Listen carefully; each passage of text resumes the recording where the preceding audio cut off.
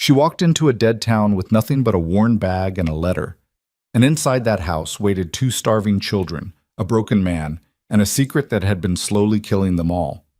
The drought had taken everything from Red Hollow. The crops, the money, the will to keep going. But the thing nobody talks about, the thing that truly destroys a family, isn't hunger. It's silence. Marianne Voss was about to walk into the loudest silence she'd ever heard. If this story moves you, drop your city in the comments. I want to see how far this has traveled. Hit like, and stay with me until the very end. The train didn't slow down the way it was supposed to. It lurched, a grinding mechanical protest, and the passengers grabbed whatever was closest to them. A woman in the back car reached for the overhead rail and missed. A traveling salesman with a leather case braced his feet against the seat in front. A child somewhere up ahead started crying. Marianne Voss grabbed the edge of the wooden bench with both hands and held on.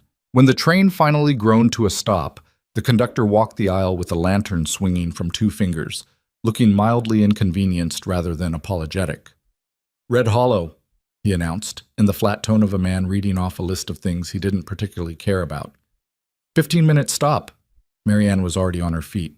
She pulled her canvas bag from under the bench, the kind of bag that had been restitched so many times the patches had their own patches, and made her way to the door before anyone else had even uncrossed their legs. She stepped down onto the platform, and the heat hit her like something solid. It was the kind of heat that didn't just sit on your skin. It pressed. It sat behind your eyes and made you feel like you were breathing air that had already been used up by someone else. She stood there for a moment, bag at her feet, and looked at Red Hollow. It wasn't the smallest town she'd ever seen, but it was close. The main street ran maybe 300 yards from the depot to a water tower that looked like it hadn't held water in weeks. A general store, a livery stable with one of its doors hanging at an angle, a church with sun-bleached wood, a saloon where two men sat on the porch without speaking, watching her the way men in dead towns watch strangers, without much energy and without much welcome. The dirt on the street was the particular pale gray color of earth that had given up. No mud, no tire ruts softened by rain, just hard, cracked ground with thin splits running through it like old skin. Marianne picked up her bag. She already knew what a dying town looked like. She'd left one behind in Ohio 3 years ago, and another one after that in Missouri. She'd gotten good at reading places the way other people read faces. The slump of a building, the emptiness of a storefront, the way the air itself seemed to hold its breath. Red Hollow was in trouble. She walked toward the general store because that was always the place to start. The bell above the door was the broken kind. It made a sound, but barely. The man behind the counter was somewhere in his 60s, sun-dark and wire-thin, with a white mustache that did most of the expressing on his face. He looked up when she entered, took her in with 2 seconds of silent appraisal, and seemed to arrive at something. "Help you?" "I'm looking for the Hart Ranch," Marianne said. "Can you point me in the right direction?" The mustache shifted. Something moved across the man's face that wasn't quite an expression. "Hart Ranch," he repeated. "Yes, sir." He set down the ledger he'd been pretending to write in. "You family?" "No." "Friend of Gideon's?" "No, I answered a notice." She shifted the bag on her shoulder. "He was looking for a housekeeper." There was a pause. Not the polite kind, the thinking kind, the kind where a man is deciding how much to say and settling on less than he probably should.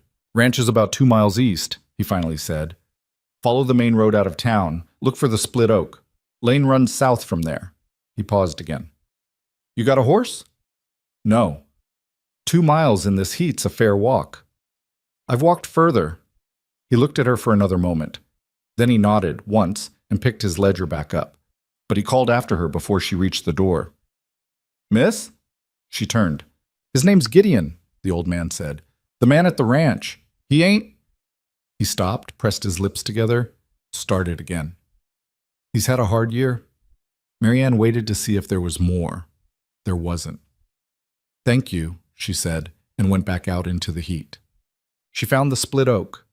She found the lane, and she walked the last half-mile with her boots raising small clouds of pale dust that settled almost immediately, like the air was too tired to carry them. The ranch came into view gradually. First the fence line, then the roof, then the whole of it spreading out from a low rise in the land. It wasn't the worst thing she'd ever seen, but it wasn't far off. The main house was a two-story structure built from timber that had once been painted white, though the paint had peeled back in long strips that gave the walls a scabbed look. One of the shutters on the upper floor was missing. The porch steps had a gap on the right side where a board had gone through and nobody had replaced it. The yard between the house and the barn was not so much a yard as an accumulation. Rusted tools, a broken wheel half buried in dust, what looked like a child's boot sitting by itself near the fence post. One boot? Marianne looked at it and then looked away. The barn was in better shape than the house, which told her something about the man inside. He was still maintaining what mattered to the animals. Everything else had gone sideways. She climbed the porch steps, left side only, avoiding the gap, and knocked. Nothing. She knocked again, louder. Somewhere inside the house, something scraped across the floor. Then silence. Then the door opened. Gideon Hart was not what she expected. She hadn't built much of a picture from his letter. It had been brief, almost curt, the kind of writing that came from someone who chose words the way a man chose rations, carefully and without waste. Housekeeper needed. 2 children. Ranch work. Room and board provided. Respond with experience and references. That was it. No name at the bottom, just an initial, no pleasantries, no indication of how desperate the situation was. The man standing in the doorway was somewhere in his mid-30s, maybe a year or two older than her. He was tall and lean in the way that comes from work rather than nature, with dark hair that hadn't been properly cut in months, and a jaw that was past stubble and not quite a beard. He had the kind of face that might have been described as handsome once, in the way a knife might be described as elegant, clean lines, hard angles, built for function rather than admiration. He looked at her with eyes that were gray and flat and extremely tired. "Miss Voss," he said. It wasn't a question. "Mr. Hart." She held out her hand. He shook it. His grip was firm but brief, like a transaction. "You're earlier than I thought," he said. "Train was on time." She paused. "I wasn't sure it would be." He looked past her at the yard, as if checking whether she'd arrived alone, then stepped back and opened the door wider. "Come in." The inside of the house smelled like wood dust and something else, something Marianne recognized from other houses in other hard places. It was the smell of meals not cooked, of rooms not aired out, of days passing without anything being cleaned or opened or lit. It was the smell of a household that had stopped trying. She stood in the front room and took it in quietly, not making a show of it. The furniture was solid and had been quality once. A table, 4 chairs, a sideboard against the wall with some dishes still stacked on it. A braided rug on the floor that had been beautiful and was now worn thin at the center. On the mantel above the fireplace, 2 photographs in oval frames. A woman with a direct gaze and one hand resting on the arm of a chair. She didn't look at the photographs for long. "The children," she said. Gideon Hart glanced toward the staircase. "They're upstairs." "How old?" "Claire's 11, Ben's 6. "When's the last time they ate a proper meal?" A long pause. "Today I gave them." He stopped, seemed to reconsider. "Yesterday there was bread, dried beans the day before." Marianne set her bag down by the door. "Where's your kitchen?" "What?" "The kitchen, Mr. Hart. Where is it?" He stared at her for a moment like she'd asked a question in a foreign language. Then he seemed to remember where he was. "Through there." He gestured past the staircase. She went through there. The kitchen was bad. Not dangerous, not filthy.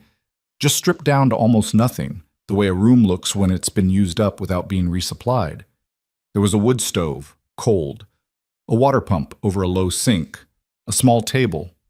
One shelf with maybe a half-dozen items on it. A near-empty sack of cornmeal, some dried beans, 2 jars of something pickled that she didn't try to identify immediately, a tin of salt, and a handful of dried onions hanging from a string near the window. She stood in front of the shelf and looked at it for a long moment. Behind her, Gideon had followed her to the kitchen doorway and stopped there. She could feel him watching her. "I know it's not much," he said. Flat. No apology in it, just fact. "It's enough," she said. She pulled her sleeves up and got to work. Eat. The first problem was the stove. Someone, she suspected Gideon, had let the ash build up too long, and the draft wasn't drawing properly. She cleaned it out methodically, carrying the ash pan to the door and emptying it in the yard, twice. Then she rebuilt the fire from the wood stacked on the porch. At least there was wood, that was something, and got it going with the patience of someone who had built 1,000 fires in bad conditions and knew that rushing it only made it worse. While the stove warmed up, she took proper stock. The cornmeal was workable. The dried onions were in better shape than they looked. She found, on a second look, 3 eggs in a tin box near the back door and a small crock of lard covered with cloth. She found a partial jar of molasses in the back of a cabinet, almost crystallized. She found a tin pot and a cast-iron skillet that had been left unwashed, and she washed them. She made cornbread. It was the most basic thing she knew, and it was exactly the right thing. It used what was there. It fed people, and the smell of it cooking was something no house full of hungry children could remain indifferent to. She made a pot of beans with the dried onion and salt. It would take longer. Beans always did, but she put them on to soak while the cornbread went into the stove. She heard Gideon moving somewhere in the house. She heard, after about 20 minutes, the sound of small feet on the stairs. She didn't turn around.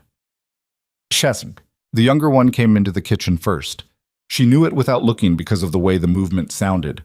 Quick, light, the way small children moved when they were curious but still trying to look like they weren't. She kept her back to the doorway and worked on the beans. "It smells," said a small voice. "It does," she agreed. A pause. "Like food," the voice added, as if this needed clarifying. "Cornbread," she said. "About 20 minutes yet." She heard him come closer. She turned around then, slowly enough not to startle him. Ben Hart was small, even for 6, thin in a way that made her stomach tighten, with a round face that still had the softness of young children and eyes that were very dark and very serious. He was wearing a shirt too big for him that had been patched at the elbow. His feet were bare. He looked at her with the frank, unselfconscious assessment that children did before they learned it was rude. "You're the new lady," he said. "I'm Marianne."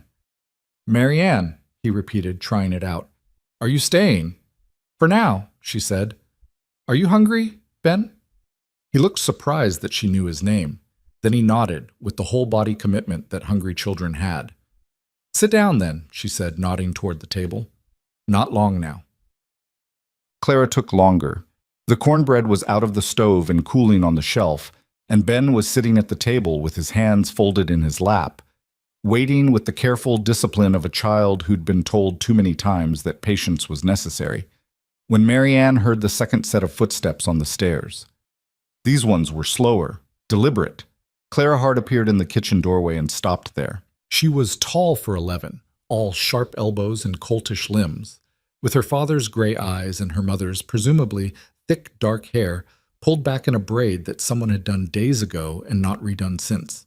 She was wearing a dress that had been hemmed unevenly, the kind of hemming done by someone who was trying their best and knew they were getting it wrong. She looked at Marianne with those gray eyes, and something in them was very careful and very controlled, and also, beneath all of that, absolutely exhausted. "Papa said you came," Clara said. "I did," Marianne said. She didn't smile.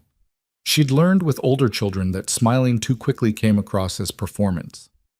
"Who said you could cook in our kitchen?" "Your father showed me where it was." Clara's jaw shifted. She looked at her brother sitting at the table and then back at Marianne. "He doesn't eat much anymore," Clara said, meaning, clearly, Gideon, in case you thought he was going to sit down with us like everything is normal. The matter-of-fact way she said it, the 11-year-old weariness of it, hit Marianne somewhere square in the chest. "Sit down, Clara," she said. Not unkindly, just plainly. Clara looked at her for a long moment. Then she came into the kitchen, pulled out a chair, and sat down. She sat very straight, with her hands in her lap, and she didn't look at the cornbread. Marianne cut the cornbread and put it on the table. Ben reached for it immediately. Clara didn't move. Marianne sat down across from them and took a piece for herself and ate it. Ben ate. Clara sat. The beans weren't ready. They'd have those later. But after maybe 5 minutes, when Marianne had eaten her piece and poured water for the 2 of them and was making no great show of watching Clara, the older girl reached out with one hand and took a piece. She didn't look at Marianne when she did it. She just ate. "Chesum," Gideon didn't come to dinner. Marianne hadn't really expected him to. She put a plate on the sideboard, covered it with a cloth to keep the flies off, and said nothing about it to the children. After the meal, she washed the dishes with Ben trailing after her, asking questions in the relentless way that 6-year-olds did. Where are you from? Do you have a horse? Is Kansas your favorite state? Can you whistle? What's your favorite color? And she answered all of them in the patient, unhurried way she'd learned from years of being around children who needed to feel heard without being made a fuss of. Clara disappeared upstairs. Later, when the house was quiet and the light had gone long and amber across the kitchen floor, Marianne went looking for Gideon. She found him in the barn. But he was sitting on a hay bale near the end of the stall row, not doing anything she could identify. Not working, not resting. Just sitting with his arms on his knees and his eyes on the middle distance, in the way she'd seen men sit when they'd run out of things to do and didn't know how to just stop doing. He looked up when she came in. "Children eat?" he asked. Both of them. Something moved through his face. It was hard to name, relief and something else underneath it, something that looked almost like it hurt. Clara usually doesn't. She ate, Marianne said. She found an upturned crate and sat on it. The barn smelled like animals and hay and old wood. It was a not unpleasant smell. "You had food for the animals," she said. Not an accusation, just an observation. "They don't eat cornmeal," he said. "No." She was quiet for a moment. How long since she died? The directness of it seemed to catch him sideways. He looked at her with those flat gray eyes, and for a moment she thought he was going to tell her it wasn't her business. "March," he said finally. 6 months ago. "What was her name?" Another pause. Like even saying it cost something. "Ruth." Marianne nodded. Outside, something moved in the dark. Probably a dog or a raccoon near the fence. The lamp she'd brought cast a soft circle of light that didn't reach the rafters. The notice said housekeeper, Gideon said, and his voice had taken on an edge, not hostile, but guarded. "I hired you to clean and cook, not to ask questions." "I know," she said. "Then why?" "Because I want to understand what I'm walking into," she said plainly. "Not to pry. Not because I don't have enough work to do, but because if I'm going to be in that house with those 2 children, I need to understand what kind of shape things are in." Gideon looked at her. The edge didn't quite leave his voice, but it shifted. "Now you know," he said. "Some of it," she said. She stood up, picking up the lamp. "There's a plate for you on the sideboard, cornbread and beans." She moved toward the barn door. "It's better warm." She didn't wait to see if he moved. He ate the plate. She found it in the kitchen the next morning, empty and rinsed, sitting by the pump. She noted it and said nothing. Bussum. The days that followed had a strange quality to them. The slow, cautious rhythm of people learning how to be in a space together without crowding each other. Marianne got up before dawn. She'd always been an early riser, trained by necessity rather than preference. There was always something that needed doing before the rest of the world caught up. She rebuilt the fire, started whatever she could with what she had, and by the time the light changed outside the kitchen window, from black to gray to the washed-out gold of early summer morning, she'd usually gotten an hour of solid work done. The supplies were a persistent problem. She made an inventory on the 3rd day, a careful, written list, and it told a story that wasn't good. The household had been running on near nothing for weeks. Not quite starvation, but close enough to see it from there. She had enough for maybe another 10 days if she was strategic about it. After that, there would need to be money. She folded the list and put it in her apron pocket and waited. Well, Gideon was not a man who came to people. He was a man who worked near them, if he was going to be around them at all. She saw him each morning going out to the animals. She saw him each evening coming back from the fields, slower than he'd gone out. The particular slowness of someone who'd been working hard, but also carrying something heavier than labor. He would wash his hands at the pump, come in, take whatever was on the sideboard. Sometimes he sat at the table. More often, he didn't. He said very little. She didn't push. On the 6th day, she put the list on the table in front of him. He picked it up, read it, set it down, looked at it as if it had told him something he'd been trying not to know. "I can go into town," she said, "or you can, but either way, we need to do it soon." "I know," he said. There's probably enough credit at the general store if that's an issue. It's not, he said, which told her that it probably was, at least partly. She didn't say anything else. He took the list with him the next morning. While he was gone, Marianne did what she always did in houses like this one. She cleaned. Not the aggressive, rearranging kind of cleaning that could feel like judgment. The quiet, methodical kind. She aired out the rooms that had been shut up. She swept the floors and got into the corners where dust had built up into a kind of geology. She found, in a trunk at the back of the master bedroom, which she'd only entered to air the window, some linens that still smelled like lavender from whenever they'd last been washed, and she put them back without disturbing anything else. Clara found her in the hallway at some point during the morning. "You're not supposed to go in there," Clara said. She said it quietly, but she said it. Marianne stopped. "I was just opening the window. It's getting musty." That was her room. Clara's voice was even, controlled. She'd had months of practice keeping it that way. "I know," Marianne said. "I didn't touch anything." Clara looked past her at the half-open door for a long moment. "She smelled like lavender," Clara said then, almost to herself. Not to Marianne, exactly, just saying it into the air. Marianne stood very still. "She sounds like she was a woman worth knowing," she said carefully. Clara's jaw did something complicated. She pulled it back under control. "Don't come in there again," she said, and walked away down the hall. Marianne let her go. She'd learned over the years that grief in children was a different species from grief in adults. Adults could name it, could explain it, could at least move it around, push it into words or silence or drink or work. Children carried it differently. They carried it in their bodies.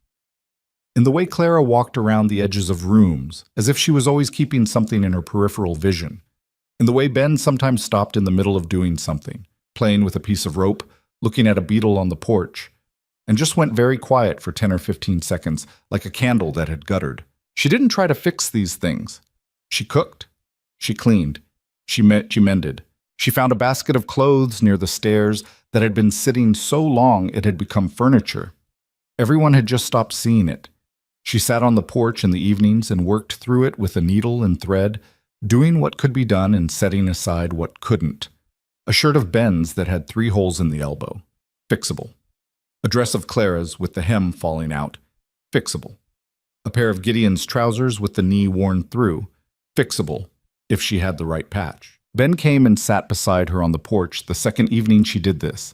He watched her work with the absolute focused attention children gave to mechanical things being done by competent hands. "My mama used to do that," he said. Marianne kept her stitches even. "Did she teach you to sew?" "She was going to," Ben said. He thought about this. "She said it was a useful thing to know, even for boys." She was right. "Do you think she'd mind?" Ben said.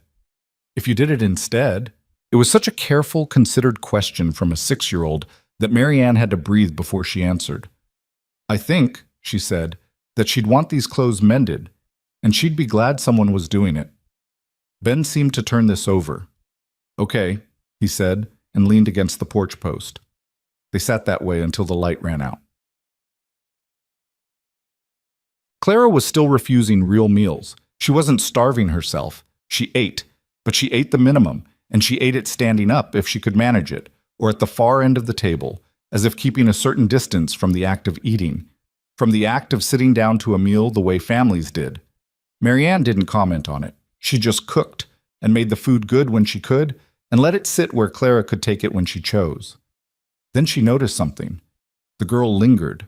She didn't sit, never sat, but she would come into the kitchen in the mornings and find a reason to be near the stove, checking something in a cabinet, picking up a cup, standing near the window, and she would watch, without appearing to watch, the way Marianne worked, the way Marianne held the knife when she cut the dried onion, the way she knew when the cornmeal was the right consistency, the way she tested the temperature of the skillet with the flat of her hand from 2 inches away, close enough to feel the heat without touching it.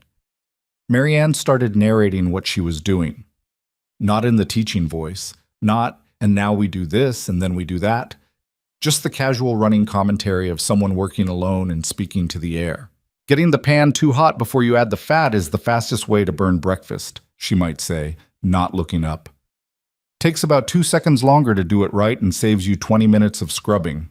Or, you want the water boiling before the beans go in, not after. A lot of people do it the other way and it makes the skins tough. Clara never responded, never acknowledged that she'd heard, but she stayed in the kitchen longer each morning.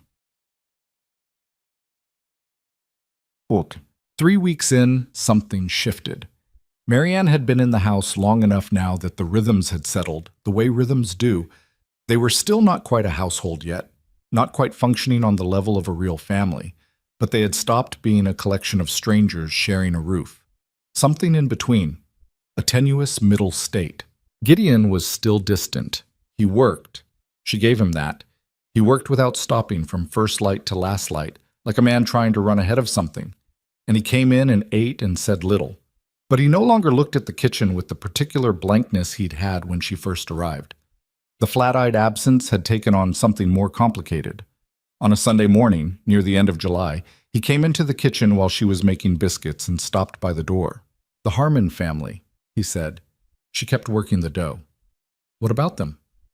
"Their well's running low. I offered to share ours." He paused. "Thought you should know there'll be extra people coming by." She looked up. He was watching her with the wary expression of a man who'd made a decision and wasn't sure if it was going to get criticized. "How many?" she said. "3 of them. Mrs. Harmon and her 2 boys. I'll make enough for 5, she said. "It's no trouble." He looked at her for a moment. "Thank you," he said. "Of course," she said. He left. She went back to the biscuits. She didn't make a thing of it, but she noticed. He'd thought to tell her. He'd thought to include her in the decision, in the small domestic way that people who are actually living together learn to do. Something had shifted. The Harmon boys were 8 and 10, loud and scuffed at the knees the way that boys that age always were. Their mother, Nora Harmon, was a compact woman of about 40, with very direct eyes and a handshake that meant business. She came into the kitchen while Marianne was cooking and stood in the doorway in the exact spot where Clara always stood. "You're the one who answered Gideon's notice," she said. "I am," Marianne said. Nora looked around the kitchen, not rudely, but thoroughly, taking stock. "It looks different in here," she said. "I cleaned." "More than that," Nora folded her arms. "I've been in this kitchen a dozen times since March. It looked like a place nobody lived in." She paused. "It looks like a kitchen again." Marianne said nothing. "The children eating?" Nora asked. "Yes." "Clara too?" "Yes." A pause. "More each day." Nora made a sound that wasn't quite a word. Then she said, "Gideon won't tell you this because Gideon doesn't tell anyone anything. But before Ruth died, she spent the last week she had writing down all her recipes. Every single one." She paused. "He put the book somewhere. Hasn't looked at it since." Marianne was very still. "I thought you should know," Nora said. "In case it matters." She left the kitchen as directly as she'd arrived. Marianne didn't go looking for the recipe book. She wouldn't do that. It wasn't her place, and she knew it.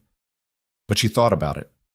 That night, she sat at the kitchen table after the children were in bed and the house was quiet, and she thought about a woman she'd never met. A woman who knew she was dying and spent whatever energy she had left writing down the things she knew how to make so that somebody, someday, could still feed her family. It was an act of love so practical and so unbearably sad that Marianne had to press the heels of her hands against her eyes for a moment.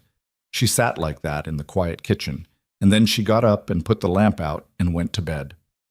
August was brutal. The drought that had been a present since before she'd arrived became a pressure, something with weight, something you felt pushing down on the flat of the land.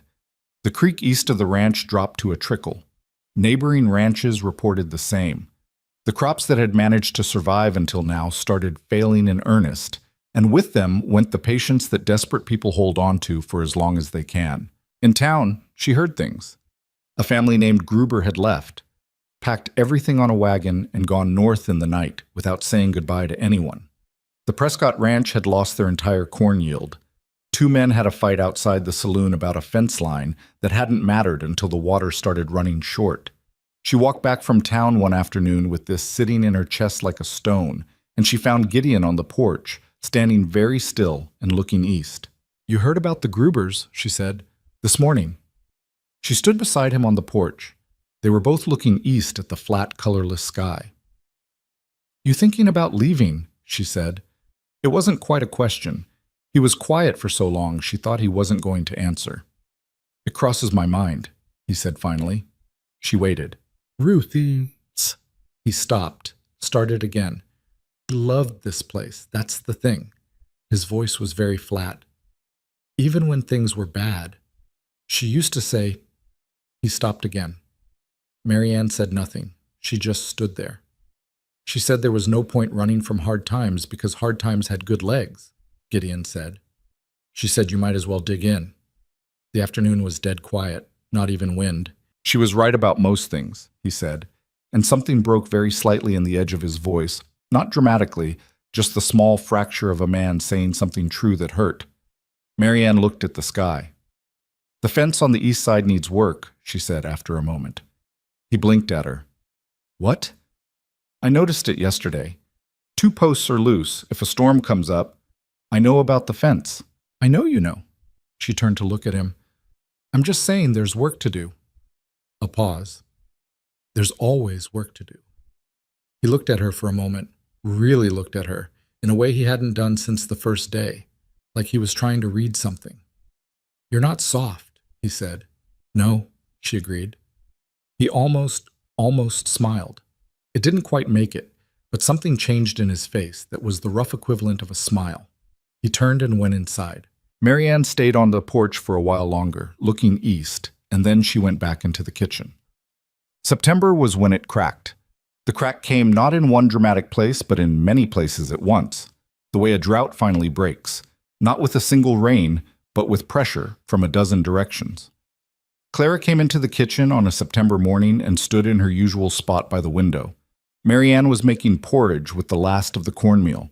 Clara stood there for longer than usual. She picked up an onion from the shelf and turned it over in her hands. "How do you cut it so fast?" she said. Marianne kept her expression neutral. "Practice," she said. A pause. "Could you—" Clara stopped. Tried again. "Would you show me?" Marianne put down the spoon. "Come here," she said. It wasn't a moment. It wasn't a breakthrough she could have described at the time. It was just a girl and a woman standing at a kitchen table, and Marianne guiding Clara's hands on the knife, showing her the angle, the motion, the way to keep your knuckles curled so the blade moved along them safely. Clara was focused in the exact way her father was focused, completely, almost intensely, like the task was the only thing in the world. "Like this?" Clara asked. "Exactly like that." Clara cut the onion. Her eyes watered and she blinked fiercely, refusing to acknowledge it. "It's the vapor," Marianne said. "Everyone's eyes water. It's not crying." "I know it's not crying," Clara said, with a firmness that suggested she very much needed it not to be crying. "Of course," Marianne said. They finished breakfast together. Nothing was said about it. It was simply a thing that happened. But later that day, when Marianne was in the garden turning over the dry soil, trying to figure out what, if anything, might survive if they got rain soon, she heard footsteps behind her. She turned. Clara was standing at the edge of the garden with something in her hands. A book. Small, cloth-covered, dark blue. She held it out. Marianne went still. "I found where Papa put it," Clara said. Her voice was very controlled. "It's Mama's." She paused. "I thought—" She stopped. "Maybe you could use some of the recipes, since you're cooking anyway." Marianne looked at the book. Looked at Clara. "Are you sure?" she said. Clara's chin went up a fraction of an inch. That particular act of determination, that was maybe the most Ruth-like thing Marianne had ever seen in her, though she'd never met Ruth. "She wrote them down so somebody would use them," Clara said. "That's the point of writing things down." Marianne took the book. She held it carefully. "Thank you, Clara," she said. Clara nodded once, sharply, and walked back toward the house. Marianne looked down at the cloth-covered book in her hands, at the slight wear at the spine where it had been held and read many times over. She opened the cover. Ruth Hart. Her kitchen. Her hand. The handwriting was clear and practical, and had been written by someone who meant to be useful. Marianne closed the book. She held it against her chest for a moment. Then she went inside to start dinner. Ruth Hart's recipe book smelled like dried herbs and something faintly sweet. Maybe the molasses she'd used, or maybe just the paper itself, old and slightly soft at the edges from years of hands. Marianne sat with it at the kitchen table that first night after Clara had given it to her, after the children were in bed and the house had gone quiet, and she read through it the way you read a letter from someone you wished you'd known. The recipes were precise without being rigid. Ruth had written notes in the margins. Add more salt if the beans are old, they need it. And don't rush the onions, 20 minutes at least. I know it feels too long, but it isn't. And once, on a page for apple cake, just the single word Ben's favorite, with a small star drawn next to it. Marianne closed the book after an hour and sat with her hands flat on the table. She wasn't a sentimental woman. She hadn't had the luxury of it. But there was something about that book, about the practical, specific love written into every margin note, that sat in her chest and didn't move. She put it on the kitchen shelf, spine facing out. She'd use it. That was the only decent thing to do with it. The following morning, she made Ruth's cornmeal porridge.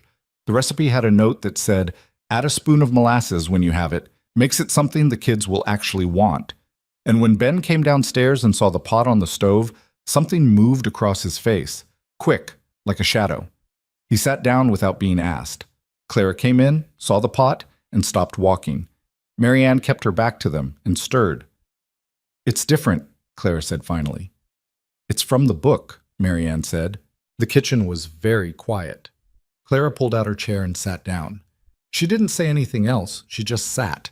And when Marianne put the bowl in front of her, she ate it, all of it, without pushing it away or leaving half. Marianne washed the pot and said nothing, and counted it as something. The ranch in September had a particular quality of light, a low gold that came in sideways through the kitchen window in the mornings and made everything look warmer than it was. The air had started to cool at night, just barely, just enough that you noticed when you went out before dawn to start the fire. The drought hadn't broken. The soil was still hard and pale as bone, but the absolute suffocation of August had eased a fraction, and in that fraction there was something that felt, tentatively, like the possibility of breathing. Marianne had started going through the root cellar under the house. She'd found it on her third day, a low door set into the kitchen floor, the kind you could miss if you weren't looking. And she'd opened it and looked down into the cool dark and smelled earth and old wood and not much else. But she'd gone back to it now with a proper inventory in mind because September meant winter was a real thing on the horizon, not an abstraction. What she found was not encouraging. Some dried apples from the previous year, wizened and hard. A crock of pickled cabbage. A small sack of dried peas, maybe 10 pounds. A few jars of preserves, peach, she thought, and possibly plum, but 3 of the 7 jars had cracked lids, and she wasn't sure how long they'd been sitting. She sat down on the cellar steps and did the arithmetic in her head, and the arithmetic was not good.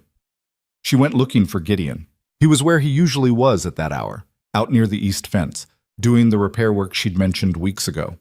She walked out and stood near him while he worked, not interrupting, because she'd learned that he was a man who needed to finish a thought before he could start a new one. He drove the post anchor in, checked the tension on the wire, and then straightened up and looked at her. "Root cellar," she said. "I know. Do you?" He wiped his hands on the back of his trousers and looked at the fence line. "I haven't been down there since spring." "There's not enough for winter," she said. "Not if it's just what's down there. We'd need to put up a lot more in the next 4 or 5 weeks." He was quiet. "The preserving jars, half of them are cracked or sealed wrong," she continued. "We'd need new ones. And produce. The garden's mostly gone, but if we got rain this week, the turnips might still come through. And we'd need to think about meat." "I know all of this," he said. "I know you know." She folded her arms. "I'm telling you so we can talk about what we're going to do about it." He looked at her then. That same look he'd given her on the porch weeks ago.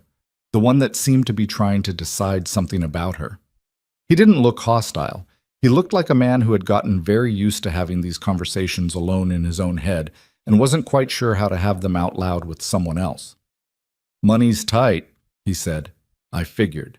The spring crop was—" He stopped.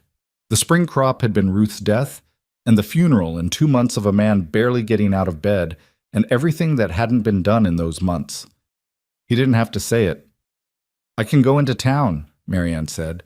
"Talk to the store, see what kind of arrangement might be worked out." "I'll do it." "I know you will. I'm offering to help." He looked away at the fence. His jaw was set in a way she was learning to read. Not anger exactly, but resistance. The resistance of a man who had been carrying everything alone for so long that the act of setting something down felt like giving up. "Gideon?" she said. He looked at her. "Two people working a problem is faster than one," she said simply. "That's all." He was quiet for another moment, then he said, "I'll go to town tomorrow. You can come." It wasn't gracious, but it was offered, and she took it. "Good," she said, and walked back to the house. That night she found him at the kitchen table after supper, with Ruth's recipe book open in front of him. He hadn't heard her come back downstairs, and for a moment she stood in the doorway and watched him. He was just looking at the page. Not reading, she thought, just looking at the handwriting. His thumb was resting on the edge of the paper, not quite touching the words. She went back upstairs without saying anything. Some things a person needed to do alone. The trip into town the next morning was the first time she and Gideon had gone anywhere together, and it had the slightly awkward quality of two people who know each other at home, but aren't quite sure how to occupy the same space outside of it. He drove the wagon. She sat on the bench beside him. The road was dry and the wheels raised dust behind them. For the first mile, neither of them spoke. It was Ben who eventually broke it. He'd asked to come, and Gideon had said yes after a pause that suggested he hadn't quite thought through the implications. And now the boy was sitting in the wagon bed behind them, conducting an ongoing narration of everything he saw. "There's a hawk," Ben announced. "That's a big hawk." "Papa, is that a red-tail?" "Red-tail," Gideon confirmed. "How can you tell from here?" "The color on the tail when it turns." Ben considered this. "Marianne, can you tell?" "I take your father's word on it," she said. "He knows this land better than I do." Gideon glanced at her sideways. Brief, barely a glance, but she noticed it. "She's only been here a month," Ben told the hawk, as if updating it on the situation. 5 weeks, Marianne said. "Is that longer than a month?" "By a few days." Ben thought about this. "It feels longer," he said, in the matter-of-fact way of children who had no idea they were saying something that mattered. Gideon kept his eyes on the road, but she saw his hands relax, very slightly, on the reins. Old Mr. Carver at the general store, the man with the white mustache who'd given her directions on the day she arrived, looked at the two of them coming in together with an expression that was carefully non-committal, which meant he noticed and was choosing not to make a show of it. The conversation about credit was conducted privately, between Gideon and Carver, while Marianne took Ben to look at the penny candy display. She kept half her attention on the conversation behind her, not deliberately eavesdropping, just aware. She heard Gideon's voice, low and even, heard Carver's response, heard a pause, and then the scratch of a pen on paper. When Gideon came to find her, his jaw was still set, but he put 4 jars of preserving wax on the counter alongside the other things without explaining himself. She didn't ask. They loaded the wagon, jars, dried goods, a bolt of oilcloth she needed for the root cellar shelves, and on the way back, Ben fell asleep in the wagon bed with his head on a flour sack. They rode in quieter than they'd ridden in. Not uncomfortable, just quiet. Carver extended the credit, Gideon said eventually. "I heard the pen." He said, Gideon stopped. "He said the ranch looked to be doing better. Word gets around." A pause. "He meant you." Marianne looked at the road ahead. "He meant the ranch is doing better. That's about all of us." Gideon said nothing, but he didn't argue. The week that followed was the hardest Marianne had worked since arriving. Not the grinding, sorrowful kind of hard that the first weeks had been, but the productive kind. The kind that left you tired in a way that felt honest. She put up preserves from the turnips that had managed to come through in the garden. Not as many as she'd hoped, but enough to matter. She sealed the root cellar shelves with the oilcloth to keep the moisture out. She and Clara spent 2 afternoons drying apple slices over the stove. The apples came from the Harmon farm, a trade Nora Harmon had offered in exchange for the use of the well, and Marianne had accepted without making a thing of it. Clara, during those 2 afternoons, talked. Not about anything weighty. She talked the way people talked when their hands were busy. About nothing in particular, which was to say about everything. She told Marianne about a horse her father had traded for 2 years ago, a roan mare named Pepper, that she had loved completely, and that had gone lame last winter. She told Marianne about her teacher at the school in town, a young woman from Ohio who'd left at the end of last spring and hadn't been replaced yet. She told Marianne about a girl named Dottie Prescott, who had been her closest friend until the Prescott family's troubles had made things strange between them. Marianne listened and cut apple slices and asked the right questions at the right intervals and did not offer opinions she hadn't been asked for. On the second afternoon, Clara said, "Do you think Dottie blames us?" Marianne considered this honestly. Blames you for what? For having water when they don't. People in hard times look for someone to be angry at, Marianne said. It doesn't mean the anger makes sense. Clara thought about this, turning an apple slice over in her hands. Mama used to say that the people most worth keeping were the ones who were decent to you when things were bad, she said. Your mother was right, Marianne said. Clara set the apple slice on the drying rack. She was right about most things, she said, and her voice had the same quality her father's had when he'd said those same words about Ruth on the porch that August afternoon. The same flatness over the same crack beneath it. Marianne looked at the girl beside her and felt something so sharp and so particular that she didn't try to name it. I know, she said quietly. Clara didn't respond. She just reached for the next apple. It was Nora Harmon who first said it out loud, the thing that had been taking shape in the background of all these weeks, like a weather system building on the horizon. She came by on a Wednesday, ostensibly to return the jar she'd borrowed and to bring 2 pounds of dried beans she'd found at the back of her own cellar. She came into the kitchen. She always came directly into the kitchen now, bypassing the front room with the easy familiarity of someone who had been coming to a house long enough that she didn't need to be shown around, and set the beans on the table and looked at Marianne with those direct eyes of hers. You're staying, Nora said. Marianne looked up from the bread she was kneading. I'm sorry? You're staying. Nora sat down at the table without being asked. I don't mean next week. I mean you're not leaving in the spring. Marianne kept working the dough. I haven't thought that far. Yes, you have. Marianne pressed her knuckles into the bread and didn't say anything. Nora was quiet for a moment. I'm not prying, she said, which was not entirely true. I just want you to know that this town, what's left of it, needs people who dig in. We've lost 3 families in 2 months, the Grubers, the Pattersons, a family named Cole that I don't think anyone knew very well. She paused. The families who stay are going to be the ones who hold it together. And the Hart Ranch... She stopped. What about it? It was the center once, Nora said. Before Ruth died, people came here.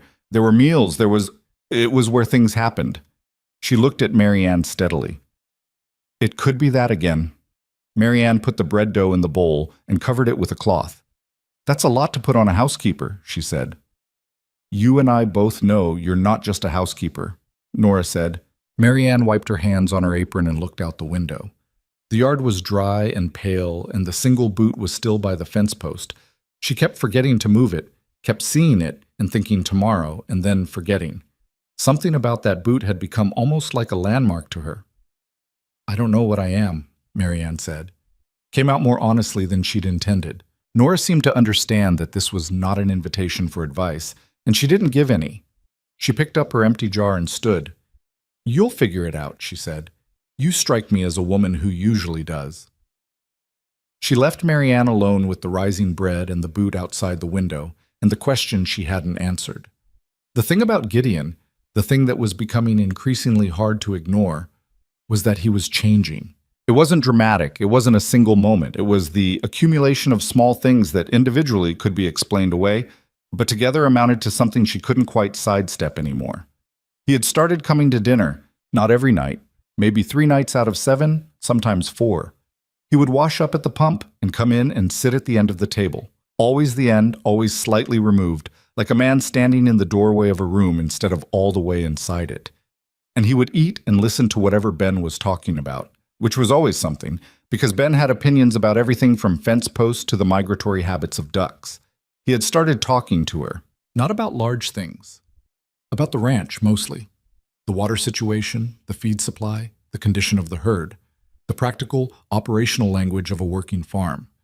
But there was a quality to the way he said things now that was different from the early weeks. Less reporting, more conversation. Like a man who had gotten used to having someone to talk to and was figuring out, cautiously, how far that went. One evening, he came into the kitchen while she was cleaning up and stood there longer than the situation required. "The Harmon boys helped me with the barn roof today," he said. "I know, Ben told me. He said the older one dropped a hammer and it nearly hit your horse." A pause. "Nearly? Ben made it sound like it nearly hit you." Ben exaggerates. "He's 6. He's been 6 his whole life," Gideon said, "and he's been exaggerating the whole time. It wasn't a joke, exactly. It was delivered flat and without any visible effort at humor. But something in the way he said it, the tired, dry affection of a man describing something that exhausted him and that he loved, made Marianne stop wiping the counter for a second. "He told me Pepper was your daughter's horse," she said. Gideon's expression shifted, just slightly. "She was. She said she loved that horse. She cried for 2 days when we had to retire her," he said. "Wouldn't come down to breakfast." He paused. "Ruth finally took her up a plate and sat with her on the floor. They sat up there for an hour." He stopped. Marianne kept her hands on the counter and waited. "I couldn't," he started, stopped again. "At the time I thought Ruth was letting her get away with something. I thought Clara needed to understand that—" He pressed his lips together. "Animals die. Crops fail. Things get lost. I thought she needed to understand that." "She understands that now," Marianne said carefully. The words landed and he felt them. She could see it in the way he went very still. "I know," he said. There was nothing to add to that, and she didn't try. The silence sat between them for a moment that was not comfortable, but was, she thought, at least honest. "Good night, Gideon," she said. "Good night," he said, and he went. She stood in the empty kitchen and pressed her palms flat on the cool surface of the counter and exhaled slowly. She'd been careful. She'd been careful the whole 5 weeks. She knew what happened when a woman in her situation, a stranger brought into a grieving household, let herself care too much or too visibly or in the wrong direction. She'd watched it go wrong for other women. She'd told herself when she stepped off that train that she was here to work, to cook and clean and keep the children fed. That was the arrangement, and she would honor it. But she was also not a fool. She blew out the lamp and went upstairs and lay in the dark and listened to the house settle around her, the old familiar sounds of wood contracting in the night air. And she thought about Nora's question, and she thought about Clara cutting onions at the table, and about Ben asleep in the wagon bed with his head on a flour sack, and she thought about a man with flat gray eyes that weren't quite flat anymore. She didn't sleep well that night, but she was up before dawn, same as always, and she lit the stove and started the coffee and got on with it. That was the other thing she was good at. The rain, when it finally came, arrived on a Thursday afternoon in late September. Not the gentle, redemptive kind of rain that arrives like an apology, but the violent kind, the kind that had been held back too long and came all at once without any of the manners of ordinary weather. It announced itself an hour before it arrived, the way the worst storms did, with a yellow tinge to the sky in the west, and a stillness so complete that the animals felt it before any person did. Marianne saw it from the kitchen window. She watched the quality of the light change and set down what she was doing and went to find Gideon. He was already moving. He'd seen the sky and he knew the land, and he was going for the animals before she'd even reached the barn door. She met him coming out. "Get the children inside," he said, not stopping. "Shut the windows." She went. Ben was in the yard, and she took him by the hand without discussion and brought him in. Clara she found in the upstairs hall, and they went through the upper floor together, closing windows, quick and efficient, moving from room to room in the particular coordinated way that people developed when they'd been in the same space long enough to know each other's movements. They got back to the kitchen, and the rain hit. It hit like something that had been angry about something else and was taking it out on the land. The windows vibrated. The sound on the roof was not pattering or drumming. It was the flat, hammering roar of water that meant business. Ben pressed his face against the kitchen window with his hands cupped around his eyes, trying to see past the sheet of water on the glass. "Papa's still out there," he said. He knows what he's doing, Marianne said. What if the barn floods? Then your father deals with a flooded barn. He's done it before. How do you know? Because he's dealt with everything else, she said, which was not quite an answer but was close enough, and Ben seemed to accept it.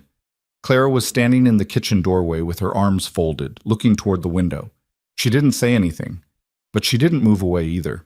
The storm ran itself out in about 40 minutes, shorter than the buildup had threatened, and Marianne suspected that was both a relief and not quite enough.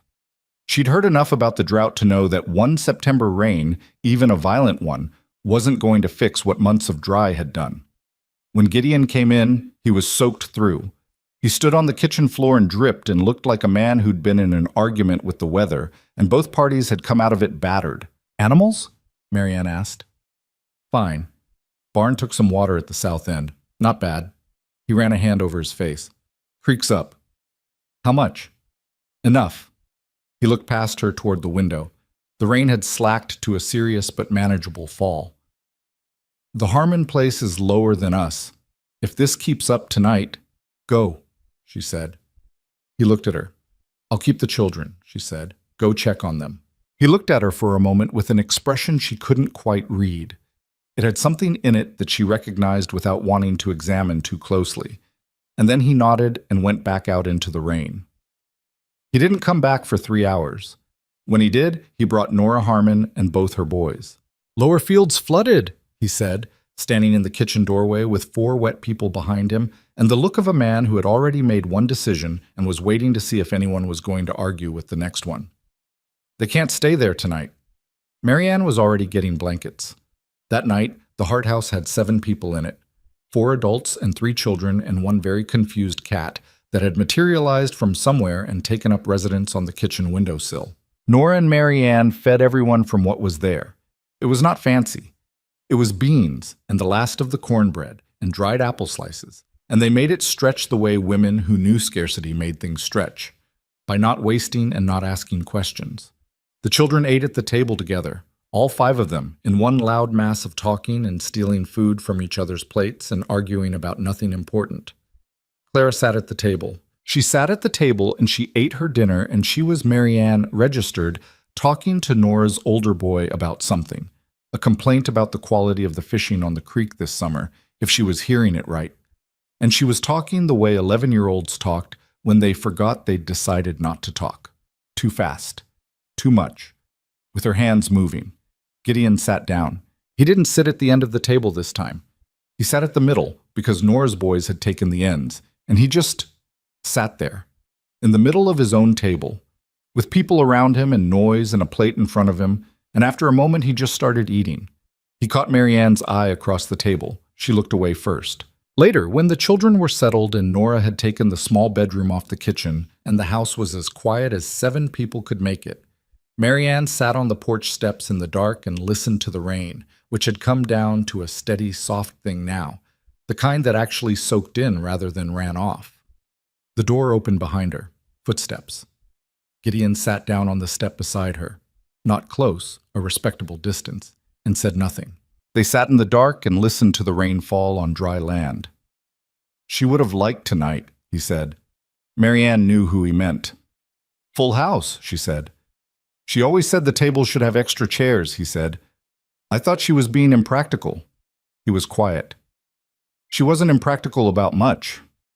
The rain said what words couldn't. After a while, Gideon said, Why did you come here, to Red Hollow? Of all the notices you could have answered. Marianne thought about it honestly. The letter was short, she said. That made you choose it? Men who write short letters usually mean what they say. She paused. I've worked for men who wrote very long letters and meant almost none of it. He was quiet for a moment. The letter didn't say much. No, but it said what mattered. She looked at the dark yard, at the rain moving through the lamplight from the kitchen window. 2 children, a ranch, work. She paused. Sometimes that's enough to go on. He didn't respond, but he didn't go inside either. They sat on the porch until the rain slowed to almost nothing, and then he stood up and said goodnight and went in, and Marianne stayed a few minutes longer by herself, watching the water collect in the hollows of the dry yard, and thinking about all the things that were, slowly and imperfectly, and with considerable effort, beginning to grow. The rain that Thursday night soaked into the ground about 2 inches and then stopped, which was better than nothing and not nearly enough.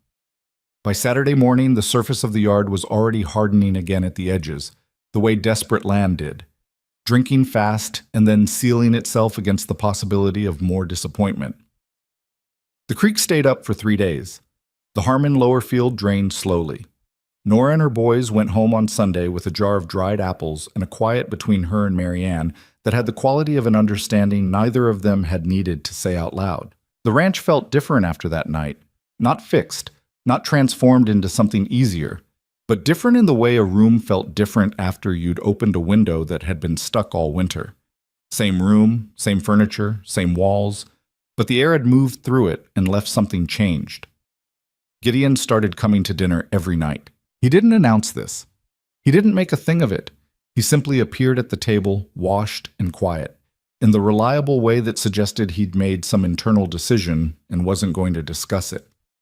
The first 2 nights, Ben talked enough for everyone. The third night, Clara told a story about something that had happened years ago.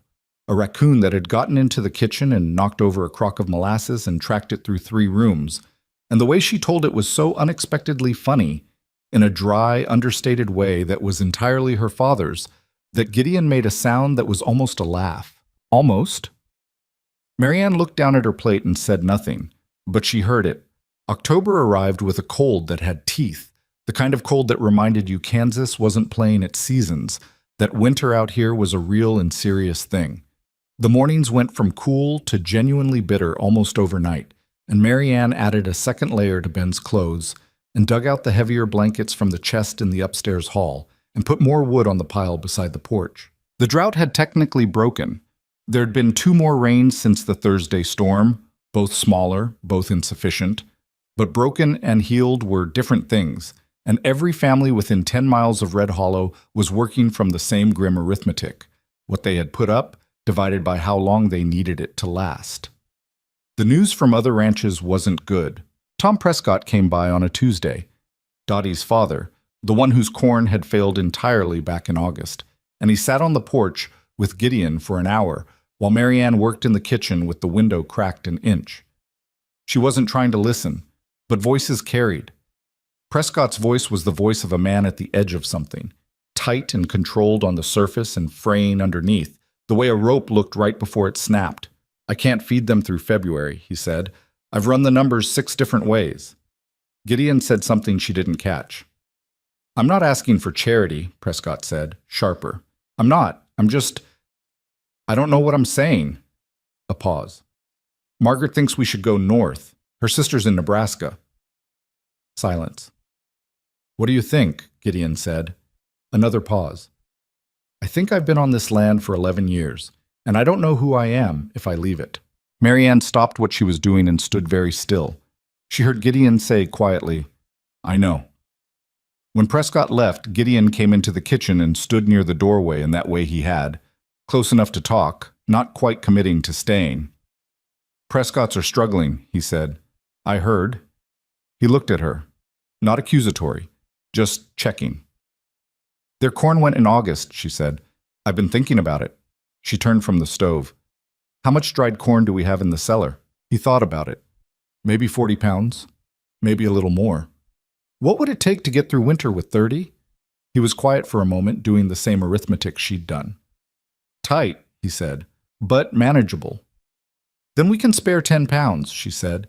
"And I expect the Harmons could spare something too. Between 2 households, we could put together a parcel that would make a real difference."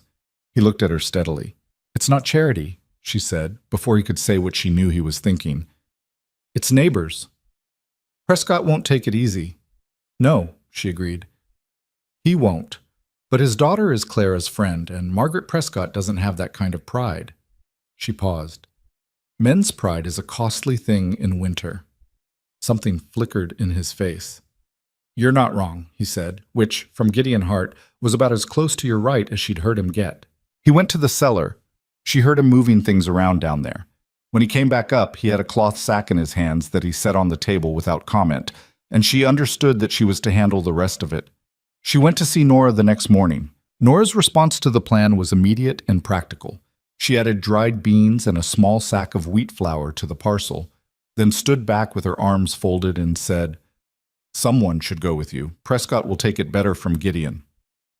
"Gideon knows," Marianne said. "He's going?" "He loaded the corn this morning." Nora looked at her for a moment with those direct eyes. "Something's different with him," she said. Marianne picked up the flour sack. "People change when things get easier to bear," she said carefully.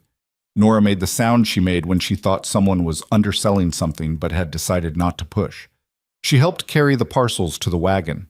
The visit to the Prescott ranch was not easy. Marianne had expected that. Tom Prescott came out onto his porch when he heard the wagon and watched them pull up with an expression that moved through surprise and something like relief, and then hardened into the defensive pride of a man who had spent too long being the one who provided and couldn't easily be the one who received. Gideon got down from the wagon first. "We had extra from the cellar," he said. He said it the way you'd say it looks like rain, flat, factual, not inviting argument. "You do the same." Prescott looked at the parcels in the wagon bed. His jaw worked. "Gideon, you do the same," Gideon said again. Steady. No room in it for the other man's pride to find purchase. There was a long pause. Marianne stayed on the wagon bench and looked at the middle distance and let the two men work it out, because she understood that some things needed to happen without a woman watching. Eventually she heard Tom Prescott say, quietly, "Thank you." And Gideon, "Get Margaret to come out. Marianne's got instructions for the flour." She climbed down and met Margaret Prescott at the bottom of the porch steps, a thin, tired woman with intelligent eyes and a grip that was firmer than her frame suggested. And they stood in the yard and talked about winter flour storage for 10 minutes, which was what they needed to talk about and also not really what they were talking about. When they drove back toward the ranch, the afternoon had gone cold and thin. Ben was home with Clara. They'd left him with strict instructions and a task involving shelling the remainder of the dried beans, which he'd accepted with the gravity of a boy assigned an important mission. Gideon drove. Marianne sat beside him. The road was quiet. "That was the right thing," she said. "I know. I know, Marianne." She was quiet then. "You didn't know how to do it before." He didn't say anything for a moment. The horse's hooves on the dry road made the only sound. "Before, I couldn't see past the fence line," he said. His voice was very even. "Everything beyond the ranch felt distant, like it belonged to a different life." A pause. "Ruth was the one who kept track of the neighbors, who knew when someone needed something." He was quiet again. "After she died, I just stopped." Marianne watched the road unspooling ahead of them. "It wasn't only grief?" he said. Then he stopped, like he'd said more than he meant to. She waited. He didn't continue. She didn't push. But she heard the space where the rest of the sentence would have gone, and she thought she understood the shape of it. It wasn't only grief, it was something else. Something that had to do with guilt and promise, and a man who believed he had already failed the people most counting on him and didn't see the point in trying further. She would learn the full shape of it eventually. Not yet. The parcel to the Prescotts turned out to be the beginning of something Marianne hadn't entirely planned but recognized when it started happening. Word got around, because word always got around in small towns. It traveled in the particular way of small town information, through wives in general stores and men talking at fence lines, that the Hart Ranch had spare food and that Marianne Voss had organized it. Within a week, she had 3 conversations at the general store with women she'd only nodded at before. Carver's wife, a solid woman named Edna, who ran the store's back office, stopped her on the way out one morning and asked, bluntly, whether she had any thoughts on the preserving situation in the valley. "What do you mean?" Marianne asked. "I mean, there are 6 families in this area who put up less than half what they needed this summer. Most of them don't have enough jars, or they have jars and don't have enough produce, or they have produce, and it's the wrong kind to put up alone." Edna folded her hands on the counter. "I'm thinking if we pooled what people have and spent 2 days at the church hall." "I'll come," Marianne said, "and I can ask the Harmons." Edna looked at her. "You understand this is a lot of work." "I understand that," Marianne said. "Some of these women don't know each other well. There'll be friction." "Probably," Marianne said. There's friction in most things worth doing. Edna considered this for a moment and then, for the first time in their limited acquaintance, actually smiled. Tuesday, she said, 8 in the morning. Marianne was there at 7:45. It was, in fact, a lot of work, and Edna had been right about the friction. 3 of the women had some long-standing issue with each other that Marianne was not privy to and didn't ask about, and there was an hour in the middle of the second day when the whole enterprise threatened to dissolve over something so small she couldn't even track how it started. She put a pot of coffee on the hall stove and moved 2 of the women to a different table and didn't take sides, and gradually the irritation burned down to something workable. What they produced over those 2 days was, by the math of the valley's winter needs, significant. 34 quarts of preserved vegetables, 20 pounds of dried apple, enough pickled cabbage to make several households very tired of pickled cabbage by February, which was better than the alternative. It was not a triumph. It was just practical, exhausting, imperfect cooperation between people who didn't entirely like each other, but were cold and worried and understood, at the level where real decisions got made, that they needed each other. Clara heard about it when Marianne came home the second evening. She was in the kitchen. She was often in the kitchen now, in the late afternoons, doing things that didn't quite require an explanation, and she listened while Marianne described the day without much editorializing. Mrs. Gruder came, Clara said. She and Mrs. Fitch haven't spoken since that business with the fence line. I'm aware, Marianne said, sitting down heavily. How'd you manage it? Coffee and table placement, Marianne said. Clara almost smiled. It was the kind of almost smile she'd started producing occasionally. It arrived and vanished so fast you could convince yourself you'd imagined it, except that you hadn't. Mama would have found that funny, Clara said. Would she have? She always said the key to managing difficult women was geography. Clara picked up a knife and started cutting the onion Marianne had been intending to get to. Put them far enough apart and they behave. Marianne looked at the girl at the counter, cutting onions now without being asked or told, without needing anyone to show her the knife angle, and felt the complicated tightness in her chest that she'd stopped trying to name. Your mother was a smart woman, she said. The smartest person I knew, Clara said simply. She kept cutting. I used to think it wasn't fair that she knew so much, and then she stopped, set the knife down, picked it up again. I used to think it wasn't fair, she said again, because the first time she'd said it, she hadn't finished the thought, and she wasn't going to finish it this time either. It isn't, Marianne said. Clara looked at her. It isn't fair, Marianne said again. Some things just aren't, and there's no amount of making sense of it that makes it fair. Clara was quiet for a moment, then she went back to the onion. Okay, she said. Just that. But she didn't stop cutting, which meant something.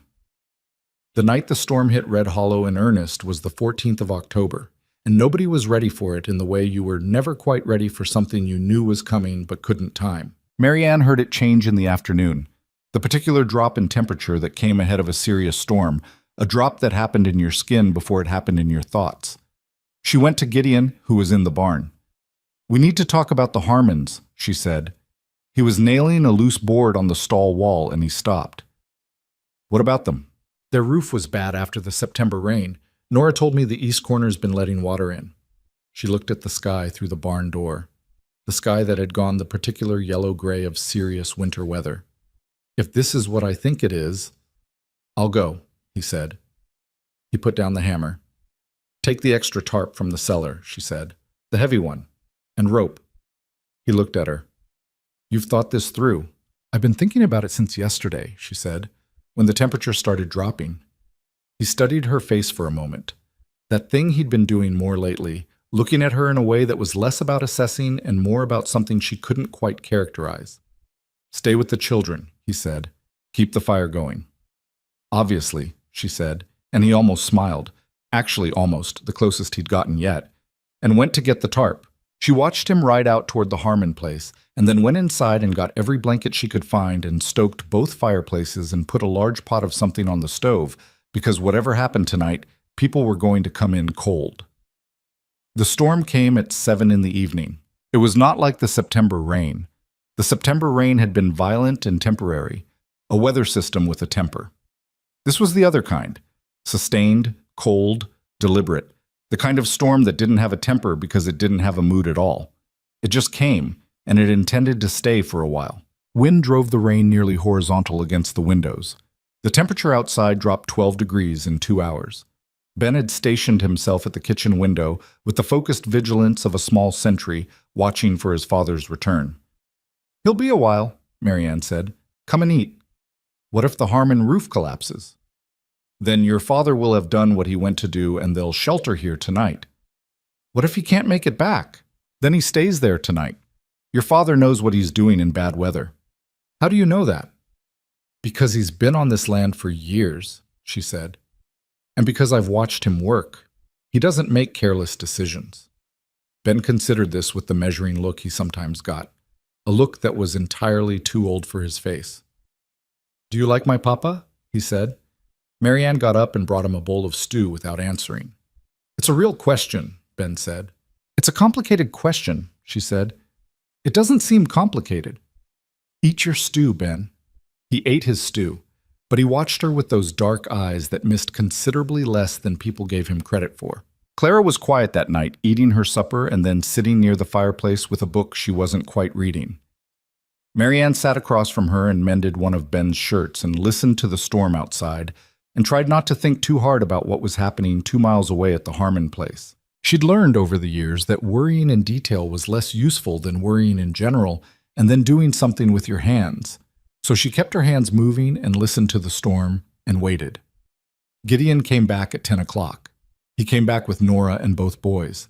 He was soaked to the bone and there was a cut on the back of his hand. Not bad, but real. And he moved through the door with the controlled exhaustion of someone who'd been working hard in bad conditions for 3 hours.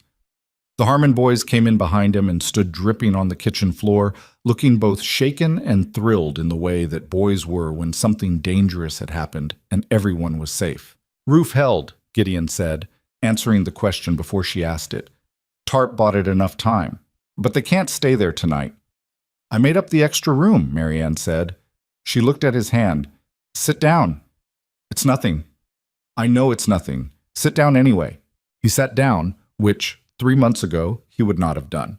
And she cleaned the cut with the carbolic and wrapped it with a strip of clean linen and was efficient about it because efficiency was the appropriate register for this kind of thing. His hand was large and rough-skinned, and she worked on it matter-of-factly and did not make it into more than it was. Though she was aware, in the way she was aware of most things now in his vicinity, of exactly what it was. "Thank you," he said when she was done. "Go change before you get the children sick," she said. He went. Nora appeared beside her at the counter. "He came out in that," Nora said in a low voice, nodding toward the storm-black window. "Didn't ask, just came." "He knew you needed it," Marianne said. Nora looked at her. 6 months ago, he didn't know what was happening 20 feet from his own front door. Marianne didn't say anything to that. "I'm just saying," Nora said. "Things are different." "Get your boys some stew," Marianne said. "They look hollow." Nora gave her one more look, the look that said, "I see what you're not saying and I will leave it alone for now," and went to her boys. Late that night, after the house was full of sleeping people and the storm had settled into a steady, tireless fall, Marianne stood in the dark kitchen with her hands wrapped around a cup of cooling coffee and looked at the rain against the window. She was running tallies in her head, the kind of tallies she'd been running since October started, since the conversations at the general store, since the parcels to the Prescotts, food supply across the valley, what was left, what was needed, what could still be salvaged if the weather gave them even 2 weeks of reasonable temperatures before real winter closed in. The numbers were not comfortable, but they were not hopeless. She'd been thinking about something Edna Carver had said during the preserving days, almost in passing, the way the most important things were often said. If we'd done this together in August, we'd have twice the yield. She'd said it not as a complaint, but as a fact, the way practical women stated things that were true and slightly too late to be useful. Marianne had been turning it over ever since. The problem with hard years was not, usually, that there wasn't enough. It was that what there was existed in the wrong places. One family had corn, but no wheat. Another had an intact roof and 3 strong young men who could work but almost nothing in the cellar. The Harmons had a working smokehouse that nobody else in the immediate area had access to. The Hart Ranch had the deepest well in the valley, and she was only beginning to understand this, a particular position in the community's mental geography. It had been a center once, as Nora had said. It had a kind of authority that didn't come from wealth or power, but from having been the place where things were made and shared and decided. She was not Ruth Hart. She would not pretend to be. She'd been careful about that from the beginning. But she was here, and the house was still standing, and the table had extra chairs. She set her cup down and looked out at the rain and thought about what it would mean to use what was here, all of it, the well and the smokehouse access and the geographical position and the slowly rebuilding fact of the Hart name, to actually organize the valley's remaining resources against the winter. Not charity. Not the piecemeal kindness of parcels and preserving days, something more deliberate. She was still standing there when she heard footsteps on the stairs. She didn't turn. Gideon came into the kitchen and stopped when he saw her. "Can't sleep," he said. "No." He came to stand beside her at the window, a careful distance, looking at the rain. "I've been thinking," she said. "About what?" She told him. She told him about the tallies, which families had what, which had too little, which had resources that could be useful to others. She told him about Edna's comment and what she'd done with it in her head. She told him what she thought needed to happen before real winter arrived, which was a communal accounting. Not a meeting with speeches and voted resolutions, but a practical gathering, a working session, the kind of thing that produced inventory lists and agreements rather than sentiment. She told him that the Hart Ranch was the right place to hold it, and she told him why. He listened without interrupting, which she'd learned was his version of close attention. When she was done, he was quiet for a while. "That's not a small thing to organize," he said. "I know. People are proud. Prescott was hard enough, and that was just him and me. I know that too. You'd need to handle the women, and I'd need to handle the men, and we'd need to do it without it looking like what?" He turned and looked at her directly. "Like we think we know better than everyone else." "We don't think that," she said. "We just think winter's coming and everyone's short and working separately is stupider than working together." He held her gaze. "Yes," he said. "Yes, what?" "Yes, we'll do it." He paused. "When?" 2 weeks, she said, before the first hard frost. He nodded. He looked back at the window. The rain ran in long lines down the glass. "Ruth would have done something like this," he said. Not sadly, or not only sadly, there was something in it that was closer to recognition. Marianne looked at the rain. "She left good instructions," she said. He was quiet. Then, "You read all of it?" "The recipes, yes. The margin notes especially." She paused. She had a very clear mind. "Yes," he said. "She did." And the way he said it had the particular tone of a man who was talking about loss and also, somehow, talking about something else at the same time. Something that was beginning to sit next to the loss rather than underneath it. Marianne did not look at him. "Go to sleep, Gideon," she said. "We have work in the morning." He went. She stayed by the window for another few minutes, watching the rain, and then she put her cup in the sink and went upstairs and lay in the dark and listened to the full house breathe around her. The sounds of people sleeping, of children and neighbors, and a man who was learning, slowly and painfully and imperfectly, that surviving was not the same as living. She had 2 weeks to pull a valley together. She'd worked with less. The gathering happened on a Saturday, 11 days after the October storm, which was as soon as Marianne could make it happen, and about 3 days later than she'd wanted. The delay came from the men. She'd expected resistance. Gideon had warned her, but she'd underestimated the particular texture of it. It wasn't hostility exactly. It was the resistance of people who had been managing their own trouble alone long enough that the idea of sitting down and laying it out in front of neighbors felt less like help and more like exposure. Tom Prescott said he'd come and then sent word the day before that he had fence work that couldn't wait, which they all understood meant he was afraid of what the accounting would reveal about his situation. One of the Dillard brothers, there were 2 of them ranching the land north of the Harmons, said flatly to Gideon that he didn't see the point of meetings when there was work to be done, and Gideon had to spend an entire afternoon riding out there to explain the point in language that didn't sound like a meeting. He came back from the Dillard place with mud on his boots and a look on his face that suggested the conversation had required more patience than he naturally possessed. They'll come, he said, standing in the kitchen doorway. Both of them? Younger one will. Older one said he'd think about it. He paused. Which means he'll come and pretend he decided at the last minute. Marianne nodded. And Prescott? I went there too. He pulled off his boots at the door, something he'd started doing about 3 weeks ago without her asking. Just a small domestic accommodation that had arrived and stayed. He'll come. He's just ashamed. He shouldn't be. I know he shouldn't be, Gideon said. That doesn't change the fact that he is. He was right about that, and she knew it, and she didn't push further. The women were easier and also harder in a different way. Easier because Nora and Edna Carver had already done the work of making the case. And the women of Red Hollow were practical in the way that women in hard places became practical. Not because they were stronger than the men, but because they were the ones who actually ran the calculations every day about what was in the cellar and what was on the table, and what the gap between those two things meant for the children who had to eat, regardless of anyone's pride. Harder, because once they agreed to come, they brought everything. Every worry, every piece of information, every fear about the winter that they'd been managing alone. The 2 afternoons Marianne spent visiting households in the week before the gathering were dense with information, and she wrote it down in the back of the ledger she'd bought at Carver's store and kept it organized because if she didn't keep it organized, it would become overwhelming, and overwhelming wasn't useful. Clara found her at the table one night, the ledger open in front of her, a pencil in her hand. "What are you doing?" Clara asked. Marianne turned the ledger so she could see.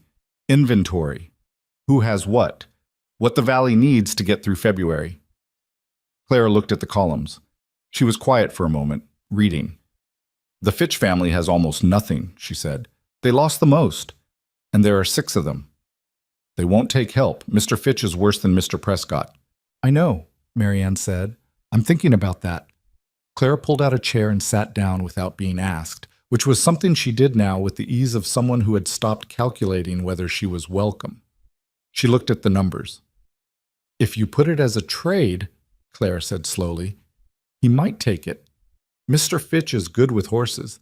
Everybody knows that. If somebody needed horsework done in the spring, Marianne looked at her.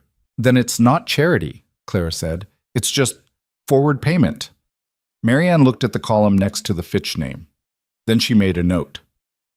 That's a good idea, she said. Clara shrugged, in the way of people who had good ideas and weren't quite used to being told so. Mama used to do that with the Kellerman family. They had pride, too. She always found something they could do in return for something they needed. Marianne made another note. Your mother was practical. She called it being realistic about people, Clara said. She said most people wanted to be decent, but they needed it set up right, so they could be. Marianne put down the pencil and looked at the girl across the table. This girl who had Ruth's dark hair and Gideon's gray eyes, and something entirely her own in the way she moved through the world, something careful and observant and quietly fierce. She taught you a lot, Marianne said. She didn't have enough time, Clara said. It was not said with self-pity, just with the clear-eyed honesty of someone who had been sitting with that fact long enough that it didn't destroy her to say it out loud. No, Marianne agreed. She didn't. But what she did teach you, it shows. Clara looked at the ledger and said nothing. But she didn't leave the table either. She sat there while Marianne worked through 2 more columns, occasionally asking a question or making a quiet observation. And it was the most natural thing in the world, the 2 of them at the table in the lamplight. And Marianne kept her face neutral and her pencil moving and felt the specific weight of something she couldn't name pressing steadily against the inside of her chest. The Saturday gathering was held in the main room of the Hart House, which meant moving the furniture and borrowing 4 chairs from the Harmons and 1 from old Mr. Carver, who brought it himself and stayed, which no one had explicitly invited him to do, but no one turned him away either. 11 adults came. The 2 Dillard brothers, Tom Prescott, who arrived last and stood near the door for the first 20 minutes like a man keeping his options open, Nora Harmon, Edna Carver, 3 other women from households further out, a man named Walt Fisher, who ran the small mill at the edge of town, and a younger couple, the Reeds, who had come to Red Hollow just the previous spring and were therefore experiencing their first Kansas winter with the terrified determination of people who hadn't yet learned what they didn't know. Gideon opened it. He stood at the front of the room with his arms at his sides and said, without preamble, "We're here because the valley's short. Everyone knows it. We're not here to talk about blame or bad luck. We're here to figure out what we have and what we need and what we can do about the gap. He paused. Marianne has numbers. He sat down. Several people looked at Marianne. She stood up. She had spent 2 days preparing what she said, and then spent one more day cutting it down to the most essential version of it, because she understood that the men in this room, the Prescotts and the Dillards and the Fitch, who had not come but whose situation she needed to address, would hear a long presentation as an imposition and a short one as respect. So she was short. She laid out the inventory, family by family, without naming shame or assigning fault, just presenting the column of numbers alongside the column of what a household needed to last to March. The gap, when she put it that way, was clear. And then she talked about what could close it. The Harmon Smokehouse, capable of handling meat from 3 households if they shared the labor. The Hart Well, already being shared with the Harmons, available to anyone who needed it through the winter. The mill, Walt Fisher had been running at half capacity because of the drought. But if families brought him what they had, and he processed it together in larger batches, the efficiency gain was significant. The Fitch situation, she didn't name it as charity. She named it as a trade, the horsework in spring, and she heard the slight shift in the room's energy when she did it, the way a solution that preserved dignity landed differently than one that didn't. She talked for 12 minutes. When she sat down, the room was quiet for a moment that felt longer than it was. Then Walt Fisher said, "The smokehouse plan makes sense. I'd want to know the schedule." And that was all it took. It wasn't smooth after that. Tom Prescott argued about the trade arrangement, not because he was against it, but because arguing was how he processed things. The older Dillard brother said something dismissive early on, and Nora Harmon cut him off with 3 words delivered so precisely that he didn't try again. There were 2 moments where the whole thing threatened to become a debate about old grievances that had nothing to do with winter food supplies. And both times Gideon stepped in with the flat, factual authority of a man who was not going to let the conversation go somewhere unproductive. And both times it worked. By the end of 2 hours, they had a plan. Not a perfect plan. A real one, with friction built into it, and personalities to manage, and at least 2 elements that Marianne privately thought might fall apart before January. But a plan that was better than what had existed before, which was 11 families each trying to outlast the winter alone. When people were filing out, Tom Prescott stopped near the door.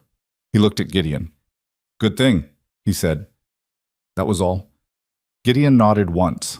Prescott left. The older Dillard brother, on his way past, looked at Marianne with the expression of a man who had been unexpectedly shown something useful by someone he'd underestimated. "Good numbers," he said gruffly. "Thank you," she said. He left.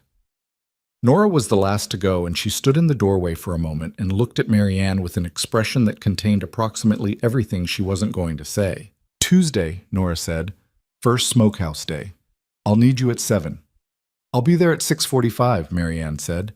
Nora squeezed her hand once, briefly, and went. The house went quiet. Ben was already in bed.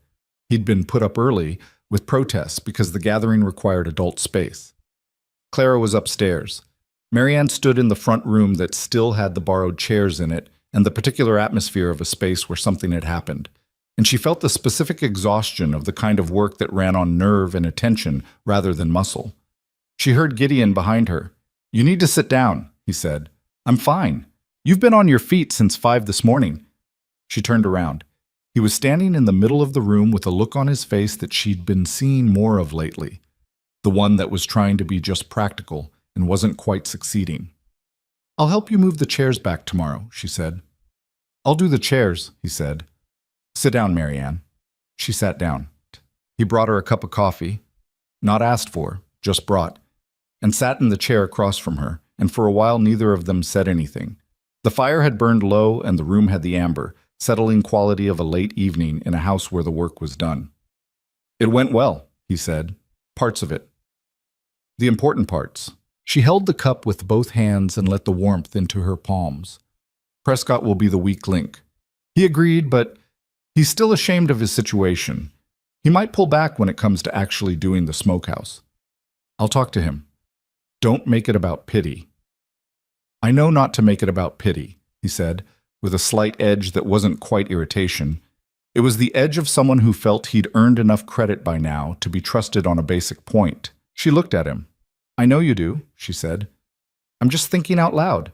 He looked at the fire. "That's what Ruth used to do," he said. "Think out loud. I'd forget sometimes that she wasn't asking me to fix anything. She was just working it through." Marianne was quiet. "I used to interrupt," he said. "Tell her what I thought she should do about whatever she was thinking about. She hated that." Something almost like a rueful expression moved across his face. "She told me once that the most useless thing a person could do was offer solutions to problems that hadn't finished being described yet." "She was right," Marianne said. "I know she was." He paused. "I'm better at it now, listening."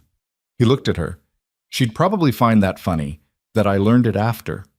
The fire popped. Outside, the wind moved through something. A loose board on the barn, or the fence, with a low, rhythmic sound. "Gideon," Marianne said. "What?" She'd been carrying something for weeks now. Not a question exactly, more a shape in the air between them that she'd been careful not to press against directly. But the room was quiet and the house was still, and she was tired in a way that made carefulness feel like more effort than honesty. "What did you mean," she said, "that night on the wagon, when you said it wasn't only grief?" He was very still. She waited. He looked at the fire for a long time. When he spoke, his voice was even, but it had the quality of something being moved that hadn't moved in a while. "Before Ruth died," he said. "When we knew. When the doctor had been, and we understood what was happening." He paused. "She asked me to promise her something." Marianne didn't speak.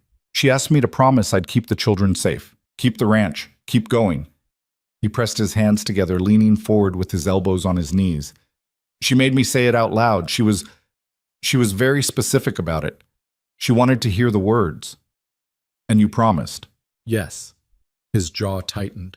"And then she died in March, and by April Ben had lost 8 pounds, and Clara had stopped talking, and I hadn't planted the south field, and the roof over the kitchen was leaking, and I—" He stopped. He was quiet for so long that Marianne thought he might not continue. "I had promised her," he said. "I had said the words, and I couldn't do it. I couldn't do the one thing she needed me to do." His voice had not broken. It was still flat, still controlled. But underneath the control was something so worn down, it had gone past the point of sounding like pain and into something quieter and worse. "Every day I looked at those children and I thought, I told her I would. I told her. And I'm failing them every single day." Marianne set down her cup. "Is that why you put the notice out?" she said carefully. He looked at her. "Because you couldn't do it yourself and you couldn't admit that, so you hired someone else to do what you'd promised?" It was a hard thing to say. She watched it land. His jaw worked. "That's one way to put it. Is it wrong?" A long pause. "No," he said. "It's not wrong." Marianne leaned forward. Not to touch him, she didn't do that, just to close the distance slightly. "Listen to me," she said. "Clara is cooking. She asked me to stay. Ben told me 3 days ago that this is his favorite winter, which is the most heartbreaking and hopeful thing I've ever heard a child say. Your well is keeping 3 households going. Your table just held 11 people who made a plan that might get this valley through to spring." She paused. "What does failing look like, Gideon? Because I'm looking at this house and I'm not seeing it." He looked at her. The gray eyes were not flat. They hadn't been flat for weeks, she realized. She'd just stopped registering the change because it had happened so gradually. "I didn't do those things," he said. "You did." "I did some of them," she said. "You did others. The children did some. Nora, Edna, everyone in this valley who showed up today." She kept her voice level. "When you made that promise to Ruth, she wasn't asking you to do it alone. She was asking you to make sure it got done." He stared at her. "It's getting done," she said. The fire had gone to embers. The wind outside had settled. Gideon put his face in his hands. Not dramatically, not weeping, just the gesture of a man releasing something that had been held at great cost for a very long time. He sat that way for maybe 30 seconds. Then he took his hands down and looked at the ceiling and exhaled. He didn't say anything. She didn't ask him to. After a while, he stood up, and picked up both cups and took them to the kitchen, and she heard him at the pump, and then his footsteps on the stairs, slow and deliberate, going up. She sat alone in the ember-lit room for a while. She wasn't sure what she felt. She wasn't sure she was going to let herself find out yet. There was still so much work to do, and she had learned over the years that the surest way to ruin something growing was to examine it too closely before it had the strength to hold up to examination. She banked the fire and went upstairs. The following weeks had a different quality than anything that had come before them. Not easier exactly, but cleaner, more honest. The kind of days that came after something that had needed to be said finally got said, even imperfectly, even incompletely.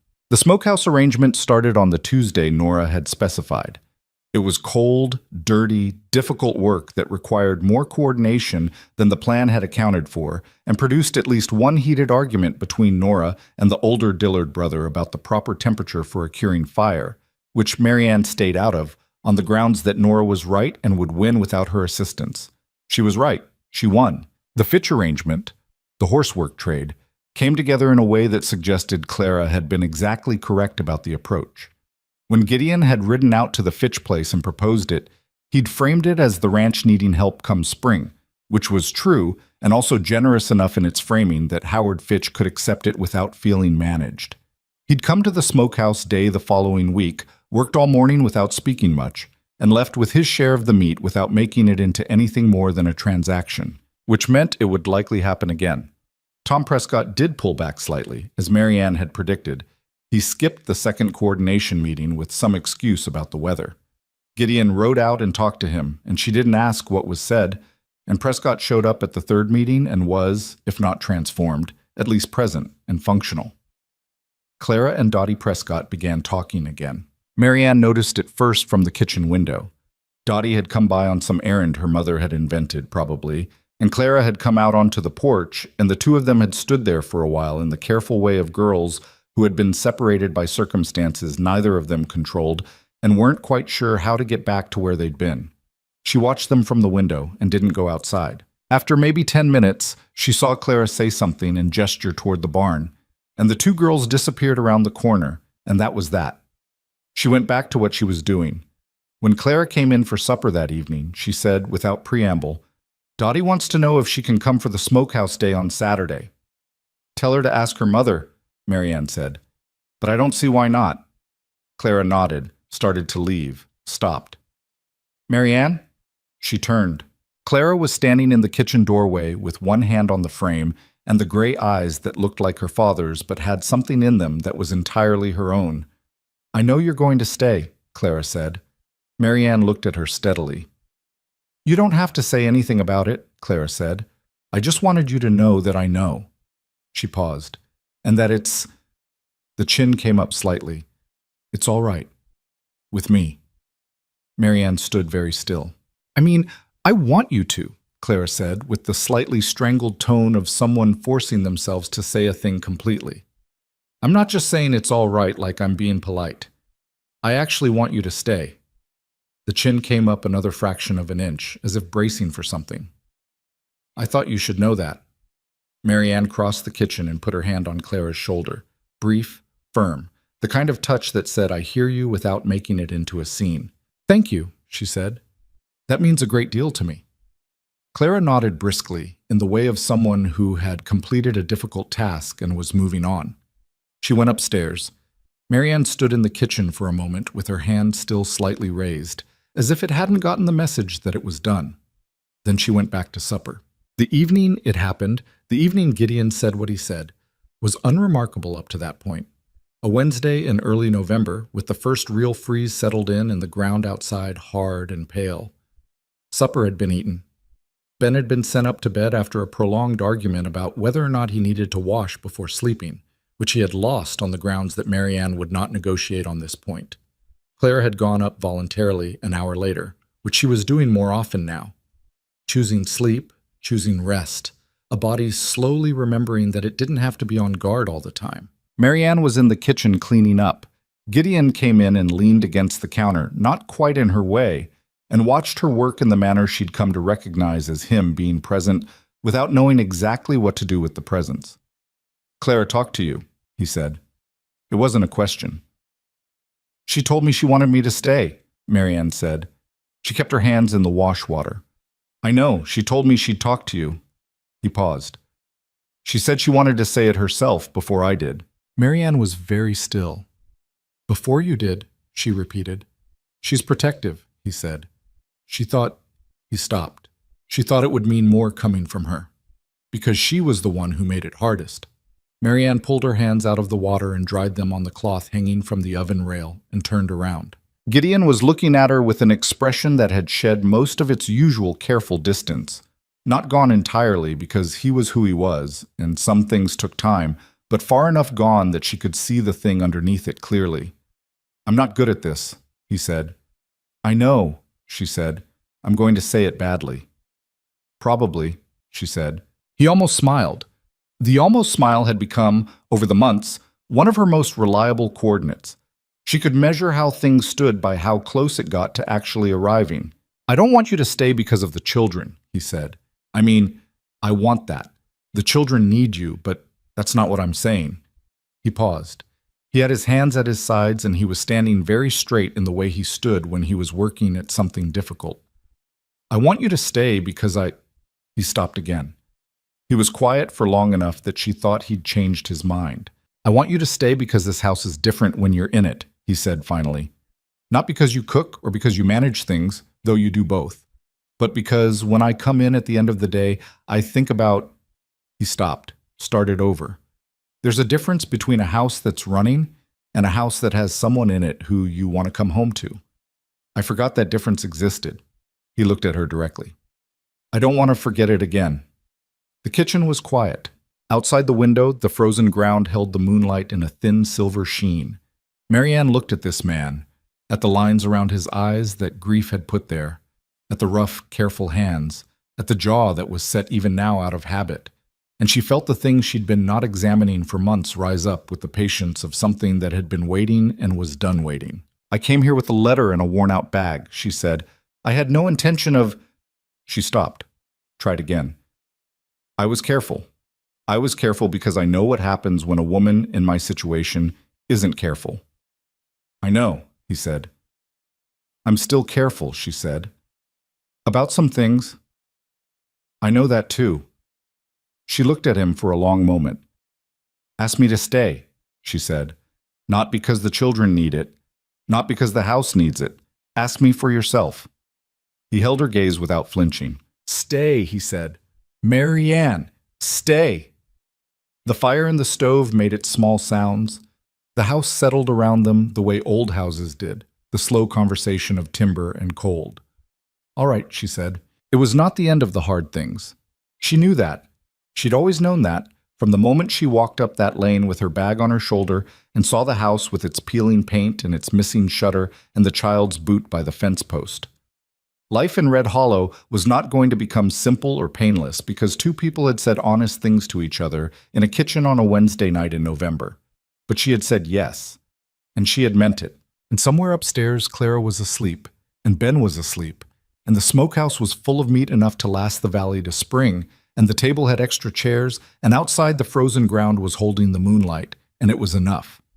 For now, it was entirely enough. Winter came down hard on Red Hollow in December, the way Kansas winters did, without apology and without much warning beyond what the animals already knew. The ground froze solid by the second week. The creek stopped moving. The mornings were the kind of dark and cold that made getting out of bed feel like a small act of courage, and the evenings came so early that by 4 o'clock the light was already going amber and thin across the fields. But the valley did not break. It bent. Some days it bent considerably, but it held. The smokehouse arrangement ran through November and into December, and the meat it produced was distributed by a system that Marianne and Nora had worked out on paper and adjusted twice when reality proved more complicated than the plan.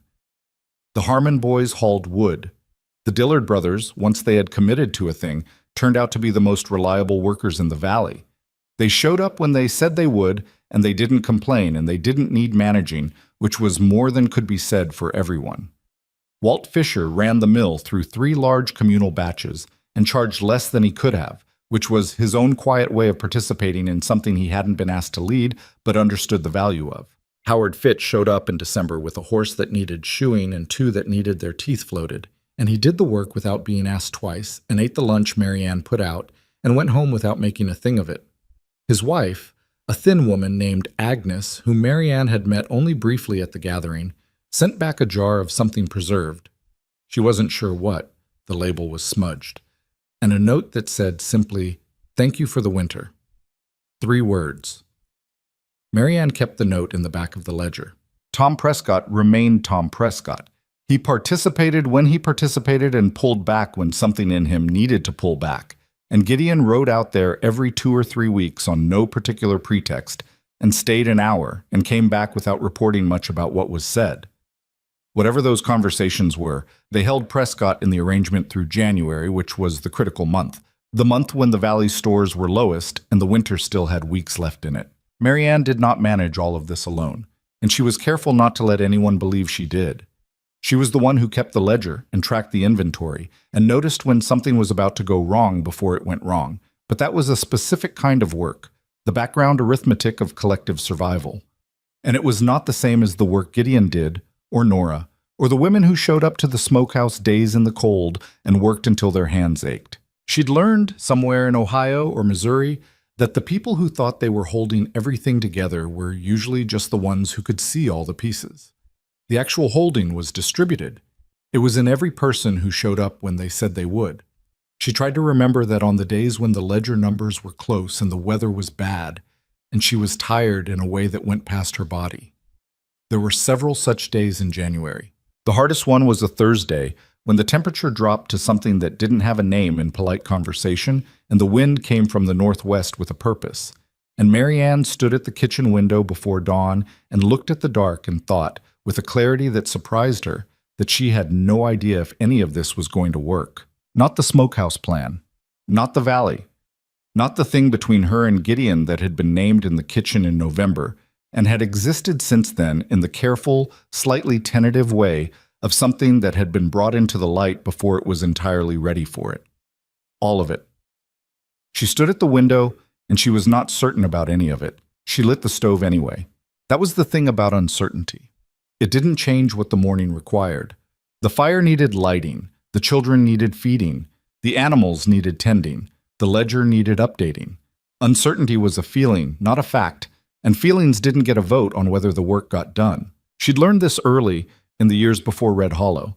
In the harder years, she didn't talk about much. She had come to think of it not as strength exactly, but as a kind of stubbornness. You kept going, not because you were sure it would work out, but because stopping was its own kind of answer, and she'd never been willing to give it. Gideon came downstairs an hour later and found her at the stove. He looked at her face and said, What's wrong?" "Nothing." "Marianne." She turned around.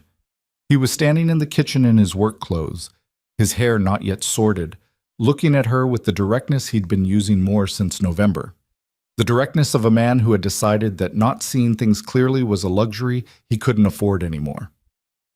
"I don't know if the Fitch family has enough to last the month," she said. "I've run the numbers 4 times. He was quiet. "And the Prescott cow went dry," she said, "which means their milk situation is—" "I know about the cow," he said. "I'll ride out today." "In this weather? It's not that bad." "It is that bad." "Then it's that bad, and I'll still ride out." He came and stood beside her at the stove. He wasn't touching her. They were still careful with each other in the kitchen, in the daylight, with children who might come downstairs. But he was close enough that she felt the warmth of him. "You're allowed to be worried," he said. "You don't have to fix it in your head before breakfast." She looked at him. "I know," she said, which was what she said when something was true and she was working on believing it. He rode out in the bad weather. He came back 4 hours later with the particular look of a man who had done what needed doing and was cold to the bone about it. He'd made an arrangement with the Fitches about their cow. She didn't ask the details, and he didn't offer them, just said it was handled. And he'd stopped at the Prescotts and done something there too that Tom Prescott would probably not fully acknowledge for another 6 weeks. That night, he sat at the dinner table and ate the soup she'd made and listened to Ben describe in elaborate detail a battle he'd been conducting in the barn between 2 field mice and an imaginary cavalry. And his face had the expression she'd been watching arrive since September, the expression of a man who was present. not managing from a distance, not surviving the meal until he could be alone again. Actually there, at his own table, in his own life. Ben finished his battle narrative and looked at his father expectantly. "Which side won?" Gideon asked. "The mice," Ben said. "They usually do," Gideon said. Clara looked up from her bowl and caught Marianne's eye across the table, and something passed between them that didn't need words. The small, quiet recognition of two people who had watched something come back from far away, and were not going to make a fuss about it because making a fuss would only frighten it off. February arrived and the valley's food held. Not comfortably. Not without days when the arithmetic was frightening. But it held, because 11 families had made agreements and mostly kept them, and because the Harmon Smokehouse had worked, and because Walt Fisher's mill batches had stretched the grain further than anyone had managed alone. And because Marianne's ledger had caught 3 situations before they became crises, and Gideon had ridden out in bad weather more times than she'd counted. It held because it was not any one thing. That was the part she kept coming back to, in the quiet moments of February when the worst seemed to be passing. It was not any single heroic act. It was dozens of ordinary acts done consistently by people who were tired and proud and sometimes difficult and had chosen, anyway, to show up. The first genuinely warm day came in early March. Not spring, not yet, but the first day when the cold had a different quality to it, the kind that retreated in the afternoon and let the sun do something real. Marianne was in the garden, turning over the frozen solid earth that wasn't quite ready to be turned but needed the attention anyway, when she heard the gate. She turned. Clara was coming across the yard with her coat open and Dottie Prescott beside her, the two of them talking with the ease of girls who had found their way back to each other. Behind them, at a slight distance, Ben was running in the purposeless, full-speed way of 7-year-old boys in the first warmth of the year, going nowhere specific at considerable speed. Marianne stood with her spade and watched them cross the yard. She thought about a morning in July. It felt like a different life, though it was only 8 months ago. Standing at the kitchen window of a house that smelled like closed rooms and unmade meals, looking at a child's single boot by the fence post. She thought about the flat-eyed man in the doorway and the 2 thin children on the stairs. She thought about Ruth Hart's recipe book and the clear, practical handwriting of a woman who had known she was dying and used her remaining time to make sure her family would still be fed. The boot was still there, she realized. She'd kept meaning to move it and kept not doing it. And at some point she'd stopped thinking of it as something to deal with and started thinking of it as just part of the yard. Ruth's yard. The yard that was also now hers. She went back to turning the soil. The marriage question was raised, as it happened, not by Gideon, but by Ben. He came to her one afternoon in March while she was at the kitchen table with the ledger that was getting thinner with entries now, the valley's worse behind it. And he stood beside her with the look of someone who had been composing a speech. "Marianne," he said. "Ben." "If you married Papa," he said, "would that make you our mother?" She put down her pencil. She looked at him. This boy who had grown, she thought, an inch since July, who was 7 now, with the same dark, serious eyes, and the same tendency to ask questions that adults were still trying to answer. "That's a big question," she said. "I know," he said. "I've been thinking about it for a while." "What made you think about it?" He considered. "Dottie said her mother said you and Papa were going to get married, and I wanted to know what that would mean." He paused. "For me and Clara." Marianne folded her hands on the table. "It would mean I'd be your stepmother," she said honestly. "Which is different from a mother. Your mother was Ruth. That doesn't change." Ben thought about this with the thoroughness he applied to most things. "But you'd be here," he said, "all the time, not just because of the letter." "Yes," she said. "I'd be here because I chose to be, because I want to be." "That's what I thought," Ben said, with the satisfaction of someone whose hypothesis had been confirmed. "I think that's better, actually, if you choose it." He went back outside. Marianne sat at the table for a moment and then picked up her pencil and went back to the ledger. But her hand was not quite steady, and she had to wait a minute before the numbers made sense. Gideon asked her on a Sunday in late March. Not with ceremony. She wouldn't have wanted ceremony, and he wasn't the kind of man who did things with ceremony. They were on the porch in the late afternoon sun, the first real warmth of the season, sitting in the 2 chairs that had somehow migrated from the kitchen to the porch sometime in February, and had not migrated back. The yard was still winter pale, but there was something in the air that had changed, some quality of the light that said the ground was thinking about thawing. He said, "I want to ask you something." She said, "I know." He looked at her. "Ben told you." "Ben didn't tell me anything. She paused. "I know you." He was quiet for a moment, looking at the yard. Then he looked at her. "I can't promise it'll be easy," he said. "This place, these children, Claire has years of heart ahead of her still, and Ben is—" He stopped. "I'm not an easy man." "I know that," she said. "I'm better than I was," he said, "but I'm not. I'm still going to get it wrong sometimes. I'm going to go quiet when I should talk and go too far when I should stay back and—" "Gideon," she said. He stopped. "I'm not easy either," she said. "I have habits from years of managing alone that are going to drive you to distraction. I'm going to run numbers in my head when you're trying to talk to me. I'm going to solve problems before you finish describing them, and I know you hate that." He made a sound that was halfway to a laugh. It arrived this time, actually arrived, the real thing, brief and rough and entirely unperformed, and she felt it somewhere in her chest like a door opening. "Yes or no," he said when the moment had passed. "That's all I need." She looked at the yard, at the pale winter ground that was getting ready, slowly, to become something else. At the fence post where the child's boot had sat since before she'd arrived and was sitting still. She would move it this spring. She'd made her peace with it being there through the winter, but spring was the right time. Not to forget it, but to put it somewhere it could be kept properly. Inside, maybe. On the shelf in the hallway where the photographs were. A different kind of keeping. "Yes," she said. He reached over and put his hand over hers on the armrest. Not a romantic gesture, just a solid, real, deliberate contact between two people who had earned each other through a very long and difficult fall and winter. And they sat that way for a while in the first real warmth of the year. The wedding was in April. It was not a large affair. Nora and her boys came. The Prescotts came, which meant something. Old Mr. Carver came and stood in the back and said nothing, but was clearly moved by something, though he would have denied it under oath. Edna Fisher. She and Walt had been keeping company since February, which was information that had arrived in the valley with the quiet certainty of things that had been inevitable for a while.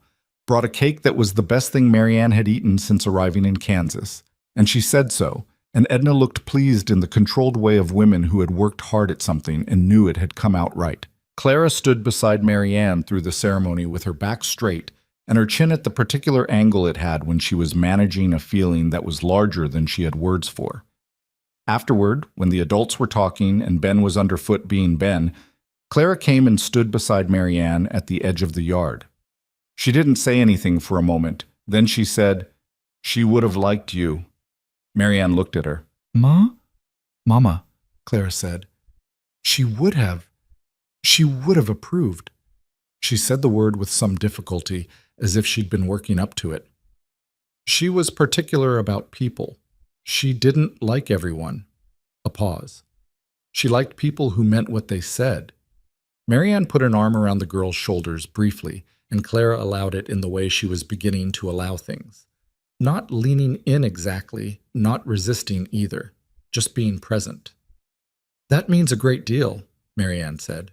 "I know," Clara said. "That's why I said it." She moved off to find Dottie, and Marianne stood at the edge of the yard and watched the people in it.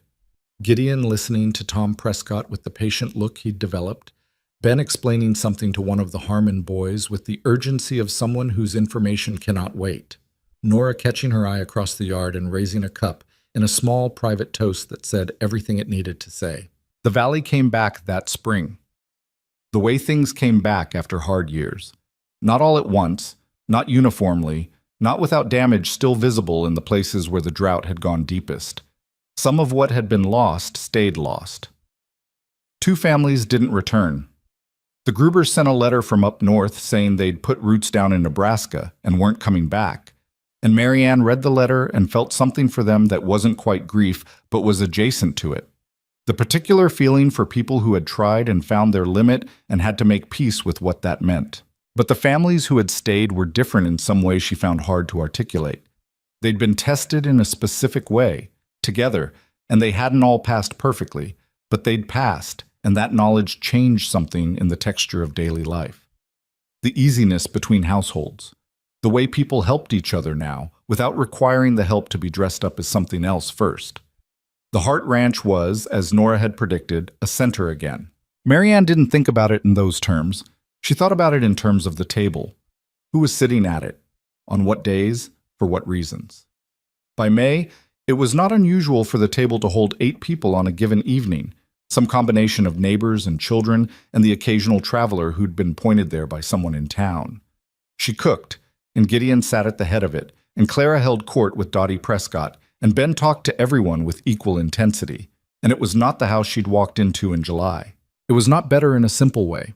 It was complicated in the way that living things were complicated. Clara still had hard days, days when she went quiet and Marianne left her alone and later found her sitting on the floor of the upstairs hall near the door to the room that had been Ruth's, just sitting. And those days happened less often, but they still happened. Gideon still went too quiet sometimes when something was wrong, still had to be drawn out rather than met, still occasionally made decisions alone that should have been made together and acknowledged it only afterward with a look that said, "I know," and meant, "I'm working on it." Marianne still ran numbers in her head at the wrong moments, still found it hard to ask for things, still had days when she reached for the detachment she'd carried for years like a tool, and found, somewhat to her own surprise, that she didn't need it as much anymore and wasn't sure what to do with her hands. You didn't heal from a hard year the way a bone healed, clean and complete and stronger at the break. You carried it differently. You learned, slowly, what to put down and what to keep. One evening in June, a year almost to the month from when Marianne had stepped off the train, she was sitting on the porch steps in the long light of early summer when Ben came and sat beside her. He was 7.5 now, which he considered significantly different from 7. He had Ruth's book of pressed flowers that Clara had found in the bedroom and given him because he had a naturalist's interest in things that grew, and he was going through it with the focused attention he gave to anything he truly loved. He pointed to a pressed flower near the back of the book, a wild prairie aster, pale purple. "Do you know what this one is?" he asked. She looked at it. "Prairie aster," she said. "They come up in fall. After hard summers, sometimes they're the first thing." Ben looked at the flower for a long moment.